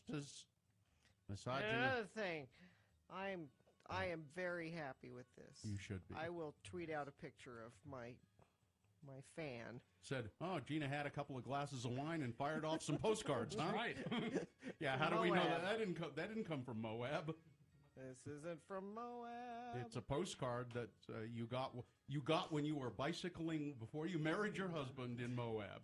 When you came back with chafing. That was just after I got married. Remember, I was pregnant and I didn't know. were. Oh yeah. Mm-hmm. That's right. That's right. You were trying to impress your husband. Yes. The one and only time you went biking with your husband. That was it. Do I recall? You bought that. You got a new bike. You bought a bike. Yep. And that was the only time you rode that bike. Yeah. It doesn't. It's too big for me. Is it still? It's too big. I can't sit on it. My feet don't touch the ground when I sit on it. Then why did you buy a bike that was too big? I didn't. He bought it for me without me, thinking I was a statuesque woman. So is it still hanging in the garage? Yes. Just another. Just waiting for his second wife? Yes.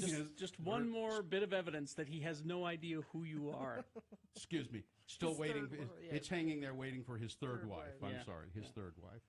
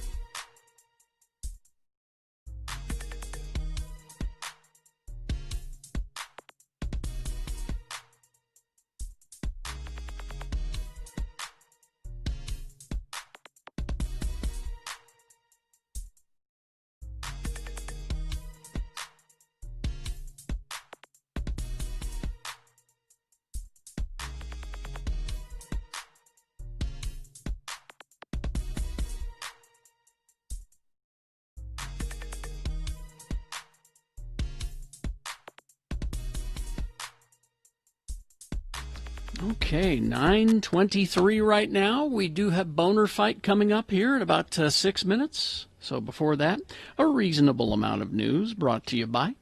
Right now at your locally owned and operated Big O Tires, save up to $150 off select sets of Big O brand tires, the team you trust. Well, I'm not quite sure. I don't remember why we did it. But back in 1997, somebody just sent us this from the Daily Chronicle, the Utah Daily Chronicle at University of Utah. Back in 1997, we backed a candidate for president of the Associated Students of the University of Utah.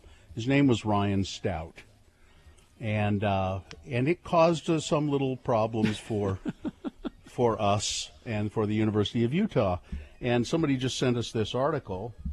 Maybe it'll explain why we backed him for president. I don't know why. But here's the article from 1997. Good Lord. The Daily Chronicle, the X96 candidate by Melissa Galbraith, Chronicle staff writer. $1 million worth of kegs is a lot of beer. Quote, we want to use the ASUU budget for keggers, said X96 disc jockey Bill Allred. Ryan Stout, ASUU president candidate, will do whatever we tell him to do. See, that was the plan, is that we were actually going to be in charge of the student union, using our puppet president. Allred and fellow X96 disc jockey Kerry Jackson used their Radio from Hell morning show to promote their choice for ASUU president, write-in candidate Stout and his running mate Trish Brown. In appreciation for their help, Stout should pay them the monthly $600 he would receive as president, Allred and Jackson said. That's their idea, said Stout. Brian is not intending to pay them, and I don't think they expect it, said his running mate Brown. The Associated Students of the University of Utah Elections Committee may decide if Stout has to pay for the free publicity that he's receiving as a result of Allred and Jackson's on-air endorsements. They will make a ruling about that policy only if a grievance is filed by a student, said Elizabeth Merrill, elections registrar. According to the election rules, candidates can spend only $1,000 on campaign labor, materials, and advertising. Exceeding that amount would result in a fine or disqualification. Contributions from a single donor in excess of $275 would also result in disqualification, according to a memo released by Merrill on Tuesday. If they've already gone over that limit, the election committee would tell us to stop, said Brown. We're not running any paid advertising, said Allred. What we're doing is no different than the Salt Lake Tribune or the Chronicle endorsing a candidate in an editorial. Exactly. According to X96, a 60-second advertising spot between the hours of 6 a.m. and 10 a.m. can cost more than $75. Life was a little less complicated back then. How much the announcers talk about the campaign is out of the candidate's hands, according to Trish Brown. There's no way to stop the radio people from talking, she said. Financial disclosure. No way. No way. Financial disclosure has been one of the best things that's ever happened to ASUU elections, said community presidential candidate. Oh, this is the person who was really pissed, as I recall. Damon. Oh, boy. And then the article is probably truncated here. Well, Ryan didn't win. No. Now, I looked didn't? up Ryan. I just Googled Ryan Stout. He got a hold of us a few years ago, a long time ago. I wonder if this is him, a criminal defense lawyer in that's him. Cedar City. Yeah, that's him? Ryan. Uh-huh. Yeah. Yeah, he's a lawyer in Cedar City. Yeah, now. See, so look at how far he went. Kind of an effect did we have on him. Good heavens. Yeah. They were not... But the U was kind of not happy with us for that. Well, they were already mad at us. The U was before we even did that because of our Radio from Hell University parking stickers. Because they looked like student body cards too. They were made to look just like the U stickers. So if you didn't really look at them, if like a parking enforcement was just driving through a parking lot, they kind of looked like. Yeah. Oh, they were really mad at us for those. Yeah, I wish that the second page was here, but I don't see it. But apparently, we 23 years ago.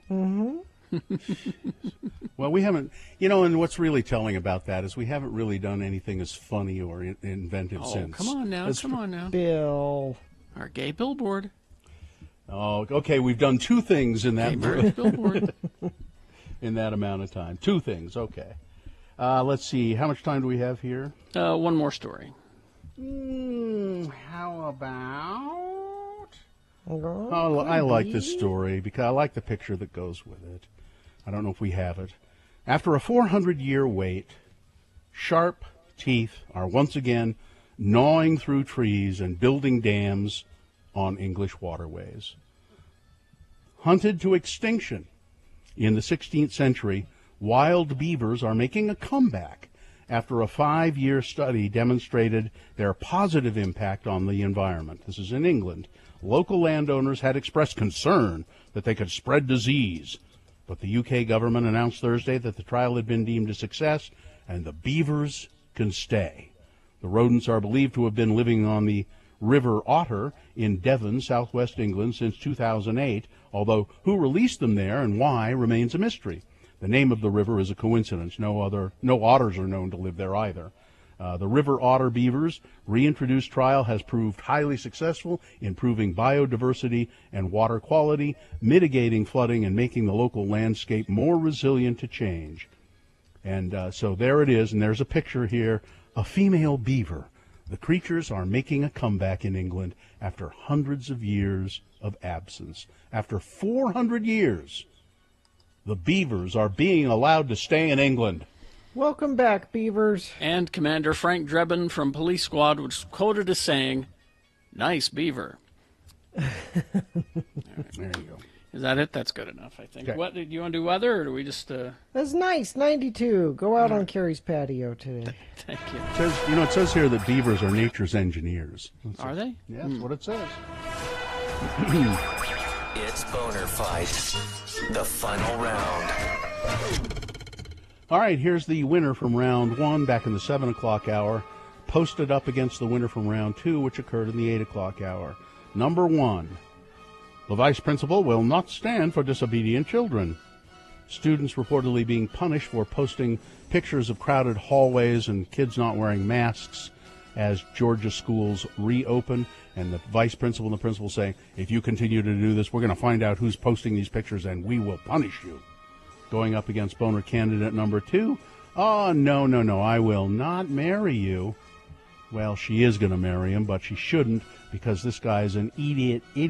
He set fire to their apartment using 100 candles to write, "Marry me," in his marriage proposal. All right. There we go. That's your candidates for Boner of the Day. You've got to decide of these two, which one is the worst, which one deserves to be Boner of the Day for today, 1 or 2. Remember your candidate number, the one that you think should win. Put that number, that single digit is all we need in the message of a text. And then text that to 33986. Or you can call the producer's booth in the studio in Salt Lake, 877-602-9696. Use your voice. Or here you go online, x96.com. Once you get to x96.com, refresh your browser so that the box that says Boner Voting August 7, 2020 appears, and you can vote there. You have until the end of these messages to do it. This is Boner of the Day. When Radio from Hell concludes, the music...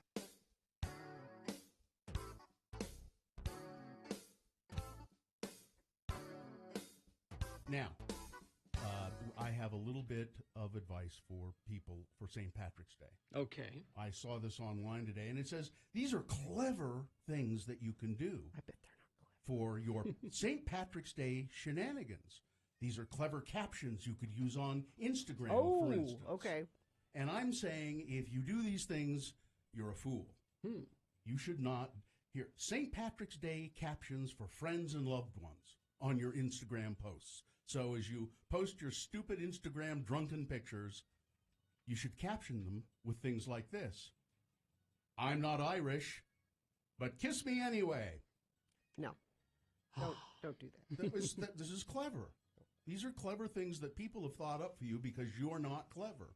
How about this one? Irish, you were here. No. Never. No? How about this one? Don't use that. About to get lucky, insert shamrock and wink face emojis. No. Lucky me, I have you. No? I mean, that's just nice. I Irish don't mind whiskey that one. makes me frisky. I do like Irish whiskey. Oh, yeah. How about funny St. Patrick's Day captions for eating, drinking, and being Irish? The leprechaun made me do it. Take a picture. It'll last longer. Picture like as in picture of beer. No, Okay. boo. That is bad. The patty don't start till I walk in. That was kind of funny. It is? It made me laugh. The patty don't start till I walk in. It's a Kesha reference. The patty don't start. Okay. Ready to get shamrocked? No. No. How about, cute St. Patrick's Day captions for babies and kids. Oh, okay. Okay, here we go. I'm telling you, don't use any of these. Little Miss Lucky Charm. So if you put a picture of your kid This there. is like Instagram stuff. Wee bit of trouble. Oh. My little good luck charm. Yeah. Okay, Irish blessings and proverbs to use for St. Patrick's Day. Let's try these. Maybe these. Wind at your back and road racing. May your pockets be heavy and your heart be light. May good luck pursue you each morning and night. Well, that's okay. Okay. A little wordy, but yeah. How about? Now these are all terrible. Yeah. What do you do? What are you doing for St. Patrick's Day? Nothing. I'll be in Las Vegas. Oh, that's right. Oh, that's right. Oh, crap. Oh, my. Oh, Bill, that's a horrible time to be in Vegas. You just realized that? I just realized that. Oh, no. Oh, this is now, bad. wait a minute. That's almost like being in Mexico on spring break. Yeah, now, this is bad. Wait a minute. What? St. Sunday. Pat's is Sunday. Wait a minute. It's on Sunday, right? Yeah. So what exactly am I going to be doing on Sunday? Let me see. This is bad. Don't leave your hotel room. Yeah, don't leave the pool. Sunday, I'm going to be. I'm going to be at the Piff, the Magic Dragon show. It's on Sunday? Yeah. Well, then you might be okay if you're at. I just wouldn't be out on the street. Everybody in the audience is going to be drunk. Yep. Oh, yeah. Really, really, really drunk. Yeah. Absolutely. So you should be just so you fit in. No, I wouldn't. Yeah, don't go to Vegas on St. Patrick's Day, New Year's Eve, or New Year's. I know I did New Year's in Las Vegas, and oh man, what a mess! What an absolute mess. I mean, I didn't even think about that. I just. Oh wow. Well, maybe you should take one of those cute sayings with you and use it. Kiss me, I'm Irish. Yeah. No? No. So I will be sober so that I can fend them off. You take your cudgel. I have one on my desk. I know. Take it. I will. You can beat people away from you as you go through the crowd. And I wouldn't be sober if I were you. Otherwise, you wouldn't be able to take. If you're sober, it's going to be worse. Well, I'm just afraid I won't. I'm just afraid if I'm not sober, I will get in a fight. If I'm drunk, I'll get in a fight. Stay in your pool. Yeah, don't get in a fight. Yeah, don't do that. Because my defense, I'll just be. Your defenses are down. My defenses are down, and I'll just be. I don't take that kind of crap from anybody. And then I'll get beaten up. Yeah, you're in trouble.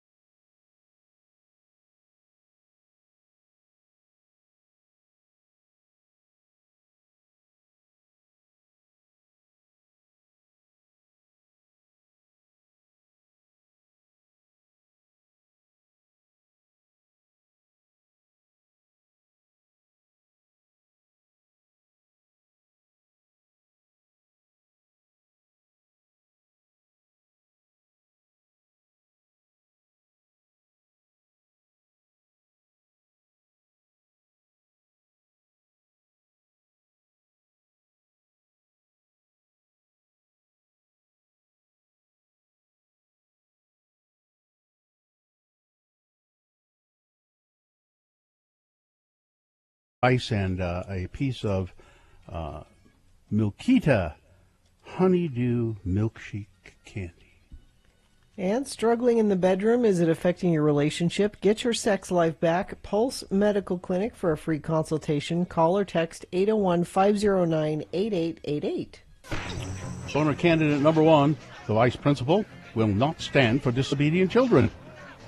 The crowded school hallways, kids going back to school in Georgia, crowded into the hallways, not wearing masks, no social distancing, and some students had the temerity, the absolute gall to post pictures of that on social media. Well, the principal and the vice principal, if they find out who's doing that, they're going to be in trouble. Going up against number 2, no, I will not marry you. That's what the woman should have said. She didn't. She said she would marry the guy who set up 100 candles to write, "Will you marry me?" and thereby he burned down their apartment. The winner, boner candidate number 1, the vice principal will not stand for disobedient children. There you go. That's your winner of Boner of the Day. It now goes forward. Might be Boner of the Week. Dave the Flower Guy will decide that after these. Let's go to the phone. I think Tyler is there. Are you there, Tyler? Tyler? I'm here. How you doing? Good. Tyler is the president of a company we've been talking about and extolling the praises of, Santalast. And you probably, we're talking about they make hand sanitizers, and they will come to your home or your business and sanitize it. And the sanitizing process kills, is it 99.9%, something like that, Tyler? Correct. All viruses and all of that, and it lasts for 28 days. And that's amazing. But what is this thing Saturday, August 15th? I find this really amazing. Tell us about this. Yeah, so part of our our business values is kind of giving back to our community. And next Saturday, the 15th, there's a car wash at the Flash Academy in Holiday, which is a boxing and karate gym, kind of a local business owner that's been impacted by COVID. And he's doing the car wash to help raise money for the gym, and we're supporting him by showing up and giving out free car sanitization. And that's something I'd be interested in doing. Oh yeah, absolutely. Yeah, because my car got Obviously, broken into, and I want it sanitized. Oh, you for sure do. Yeah. So obviously donations are appreciated, but other than that, we're donating all our time and services to that. That's really terrific. So this is in Holiday on 2408 Kentucky Avenue. I assume if you just Googled Google Map Flash Academy, you probably find where that is, right? Right. So can you tell us a little bit more about Flash Academy? Yeah, I could tell you. They are so Flash is he's kind of an interesting character. He's a world champion kickboxer. Grew up in Compton with Snoop Dogg and a bunch of other famous people, and yeah. But really good guy. He actually was a bodyguard for Prince and Michael Jackson and some other kind of celebrities back in the day. But he's just a good guy that's been in the community. He's a community builder and just someone we want to support.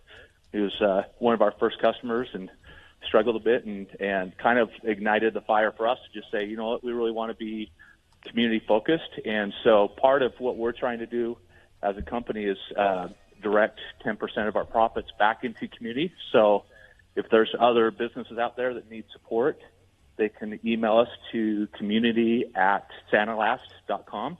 Tell us your story, and we're going to try to do as much as we can to give back. So Santalast goes into Flash Academy's facilities because there are people in there training, boxing, doing karate and all that stuff. So you guys go in there once every, I guess, 28 days and sanitize the place, right? Tyler, people are asking about that 28 days thing, because that sounds like a long time. How does Santalast work that it is sanitizing for that long? Yeah, absolutely. So the way our product works is different than most disinfectants out there. So we don't use poisons or chemicals to disinfect. It's actually a nano silicon-based product that has a mechanical kill, and it basically leaves a odorless, invisible, you can't feel it, barrier that basically has microscopic, nanoscale pins that are positively charged. And when bacteria and viruses are typically negatively charged, so when they come into the area, it's kind of like a magnet. and that spike pierces the bacterial wall and blasts it. So not only does it sustain and actually have sustained protection, it will also, it's much better for the environment, and it won't create superbugs.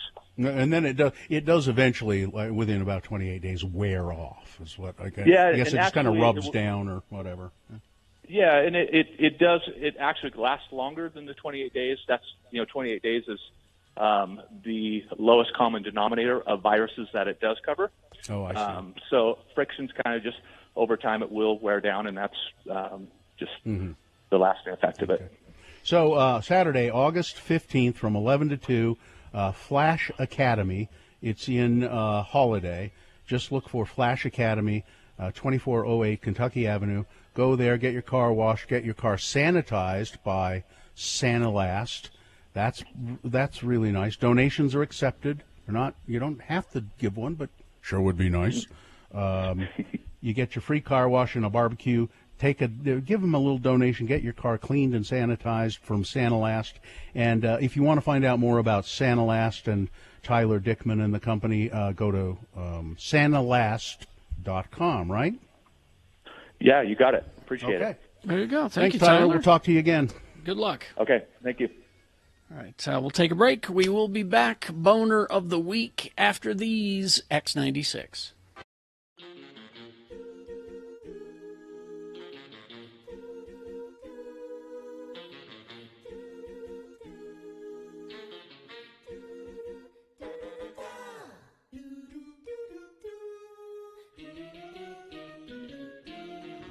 It is the 23rd century. Humans have left the lowly confines of planet Earth and have sought their destiny among the stars. While many things have changed, one constant remains: the need for young men to venture forth and do the work of the Lord. This is the tale of two such men who, at the age of 19, have answered the call of their general authorities and are embarking on a 2-year mission to spread the gospel throughout the galaxy. This is the story of Space Elders! Today, we find Butch and Lehigh on Starbase 182 around lunchtime. Hey, Lehigh, what's up? You haven't been yourself lately. You seem a little under the weather. Here, I replicated you some lunch. This should put you back on your feet. It's your favorite. Oh, meat soup? No, macaroni and cheese with little hot dog bits in it. Man, you are sick. I'm taking you to the sick bay. Are you sure that would be the logical thing to do? Huh? Come on! Very interesting. What is it, Doc? What's wrong with Lehigh? Elder Christiansen here is suffering from plateau. Plateau? What on earth is that? Not plateau, plateau. The blood fever. It's not a birth, my dear Butch. It's a Vulcan disorder. Lehigh here is in the early stages of Ponfar. But Doc, look at my companion. I mean, his ears aren't pointy. The blood sample you took from him was red, not green. He's not a Vulcan. Have the two of you come in contact with any Vulcans recently? Well, we met with that nice Ambassador Spock fella. Was there anything unusual about this meeting? No, we talked for a while. He mind-melded with Lehigh and then sent us packing like everybody else. Mind-melded with a Vulcan? Oh, dear. Well, he said it would be the fastest way for us to tell him about the gospel. Now, what's this got to do with Lehigh losing his appetite and then resetting the environmental controls in our apartment up to Moab standard temperatures? Ponfar is the Vulcan mating ritual. Unless the individual who's suffering from the blood fever gets to Vulcan in time, he will die. I still don't understand how Lehigh contracted this blood fever thing anyway. The Vulcan who did the mind meld must have transferred it into the Lehigh's mind during the meld. No matter how he contracted it, you must get to Vulcan within the next 72 hours or your companion will be dead. Okay, Vulcan it is. Come on, Lehigh, we better get going. But Vulcan isn't in our Tracton area. We're not supposed to go outside of this quadrant. You know the rules. Zone Leader Hansen would never approve of us making a personal visit to Vulcan. Oh, to heck with Hansen. They can send us both home if they want to. I just want to make sure you go home breathing. Will our elders get to Vulcan in time to save Lehigh? Will Zone Leader Hansen get them sent home for leaving the quadrant? Will Ambassador Spock apologize for giving Lehigh bucktoe? What is exactly in Plomeek soup anyway? Tune in next time to hear Butch say, Hold on, Lehigh. Just a couple more hours and we'll be on Vulcan. Butch, wouldn't it be more logical to reduce our speed to warp 6 in order to make the best possible speed while reducing the stress on the dilithium crystals? Oh. On the next mind-melding episode of Space Elders!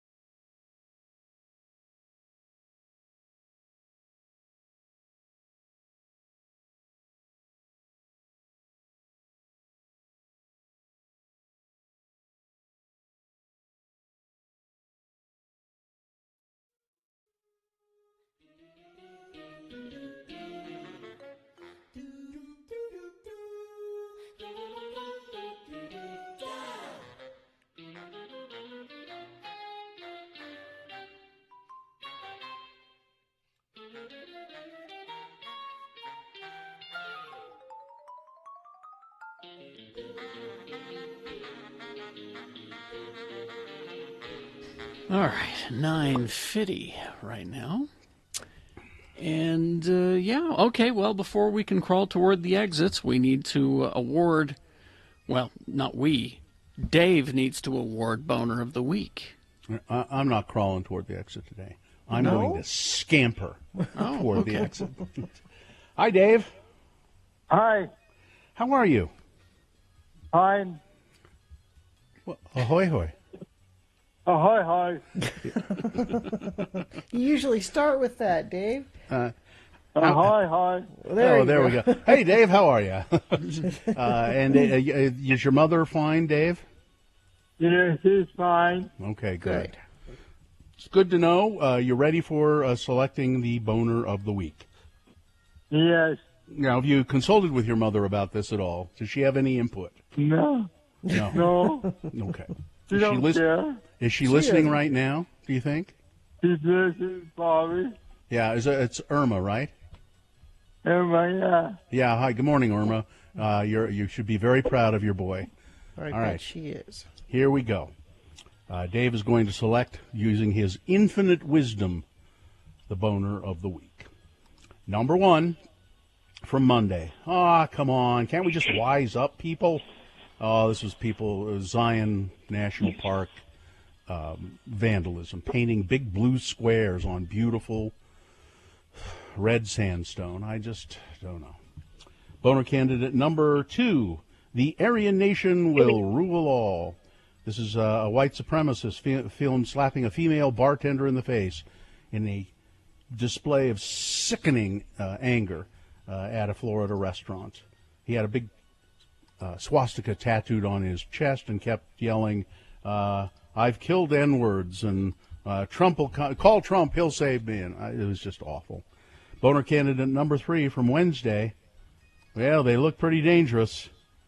It was that family in Aurora, Colorado, a woman and her children, one of the children as young as age 6. And now these were people of color, black woman and her kids. The cops thought that they were car thieves for some reason, and got them all out of the car and handcuffed them, put them face down on the parking lot. Boner candidate number 4 from yesterday. Well, it's because he talks science. That's why we're out to get him. It's those asshats who are out to hurt Dr. Anthony Fauci. Apparently they're death threats and to his family and to himself, and he's had to beef up security for his family. And Boner candidate number 5 from today, the vice principal will not stand for disobedient children. Who, Dave, is the worst? Who's the Boner of the Week? Number 3. Number 3, which is, well, they looked dangerous. The family that got handcuffed to the mother and her kids. Yeah. Good choice, Dave. Excellent, Thank you very Dave. much. Thanks, Dave. Dave, stay out of trouble. Yeah. Stay out of trouble. Do we have any stickers? A friend of mine wants an X96 sticker. Oh, I'm sure we have some somewhere. Yeah, Katie could probably, I don't know how to tell Or you Nick. to get them. You can hide them in a bush out in front of the building. put them in the lobby, and you could come up on the elevator and get them. Can people even come up on the elevator? You can come up on the elevator, but the lobby is not open. Maybe off the air, Dave. Katie will help figure out. Hang on, Dave. Okay. Katie will think of something for you. Okay. So you can get some stickers. Okay. Because he's got that. Okay. Hang on. Okay. Bye. He's got his new tractor. Okay. So I've been waiting for Joe to let me know what happened with Mohammed's soccer game. He's doing a tournament in Murray, and I've been waiting and waiting, and I didn't need to wait for Joe because I got this tweet from friend of the program Jesus, who says, "Sorry, Gina, we just beat Mohammed's team 2-1," and then this emoji. A tongue out emoji? And the winky face. I guess that's why you haven't heard from Joe and Mohammed, because they're at this moment drowning their sorrows with root beer floats somewhere. Could be. Now, he has another game at 5 o'clock today, so I will, if you follow me on Twitter, I will tweet out the results of that game later. You watch it, Jesus. We might be coming for you later. I'd hate to think of him being a double loser in one day. So he's earned a win, I think, already before the game's even started. How's that? Because you can't lose twice in one day. That's sure not you fair. can. Sure you can. It's not fair. Especially if you have an inferior team. They're not inferior. It's not the way the rules go, Gina. If you lose one time, you have to win the next time. So you lose the game, and then you go to the next game and say, we don't even need to bother because we lost, so that means that we won. And But it was so nice being at a soccer game last night. All the parents were sitting way far apart from each other. I don't know about the team on the other side, but ours, we had masks. And while the children infected each other out on the field. They wore masks when they were off, and then, they're running around, and they're not, Shouldn't inside. be too bad. It's all out in the open air. Yeah. It shouldn't be too bad. And just having that little bit of normalcy and watching the kids play, it was good for the soul. I'm glad that's normal for you. If Carrie and I went to a soccer game, it would be just really abnormal. No, I think if you guys went right now, you would go, oh, that was kind of nice, and I kind of forgot about everything for an hour. I'm with you, Gina. I'm right there with you on that one. Yeah, but I can do that with a glass of bourbon. Yeah. Katie, are your kids playing in tournaments right now? We are not. We were originally going to do, I think it's the Pioneer Cup that was going on, but we elected not to do that one. So we're kind of just waiting how the season goes. So you see, Katie wants to keep the kids that she coaches safe. Well, it's my brother who's the head coach, and we're trying to do the best we can for the boys and for the parents and for us. That's all anybody can do. That's all anybody. Yeah. Mm-hmm. By keeping from playing right now.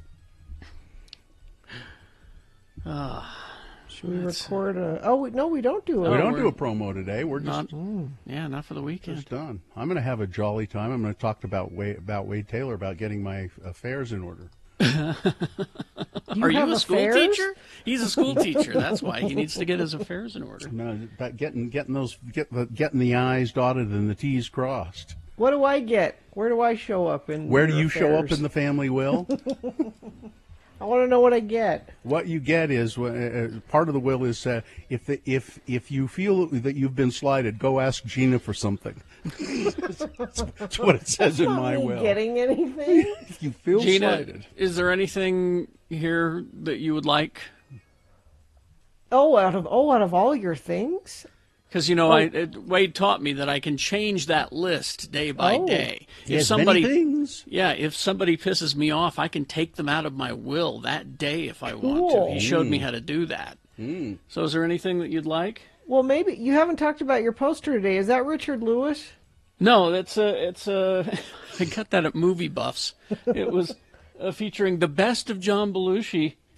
16 of his most popular sketches from Saturday Night Live on VHS, now available for your home viewing anytime you'd like. I'll take that. That's an odd coincidence. Huh? That's an odd coincidence. Did you see that somebody sent us a newspaper ad? Yeah. From the Standard Examiner. I don't know what the day. No, it's the Signpost, the Weber State. Yeah. November 2nd, 1990, joined Kerry Jackson at Movie Buffs with the Milk Beast and a live remote for the Rocky Horror Picture Show 15th anniversary. That's because they released it, a cleaned up copy of it on VHS. So it was exciting to be able to have that on VHS, so you could watch it from home anytime you wanted. Which one was it? Probably the one up on Washington or Harrison, or I don't know. Anyway, if it was in Ogden, that is. Yeah, I can't. Oh, was there North Salt Lake, I think. Yeah, I was. Oh, the North Salt Lake location. I was handing out cassettes and videotapes. Yes. Great stuff. Yeah. Stuff I'm sure you kept. All of it. Somebody still had this ad. I don't know why. I know, right? Okay, we're good, I think. Good job, Katie. Thank you. Live long and prosper, bitches. Don't you know who I am? Bill, what do I get in your will? Corey is next.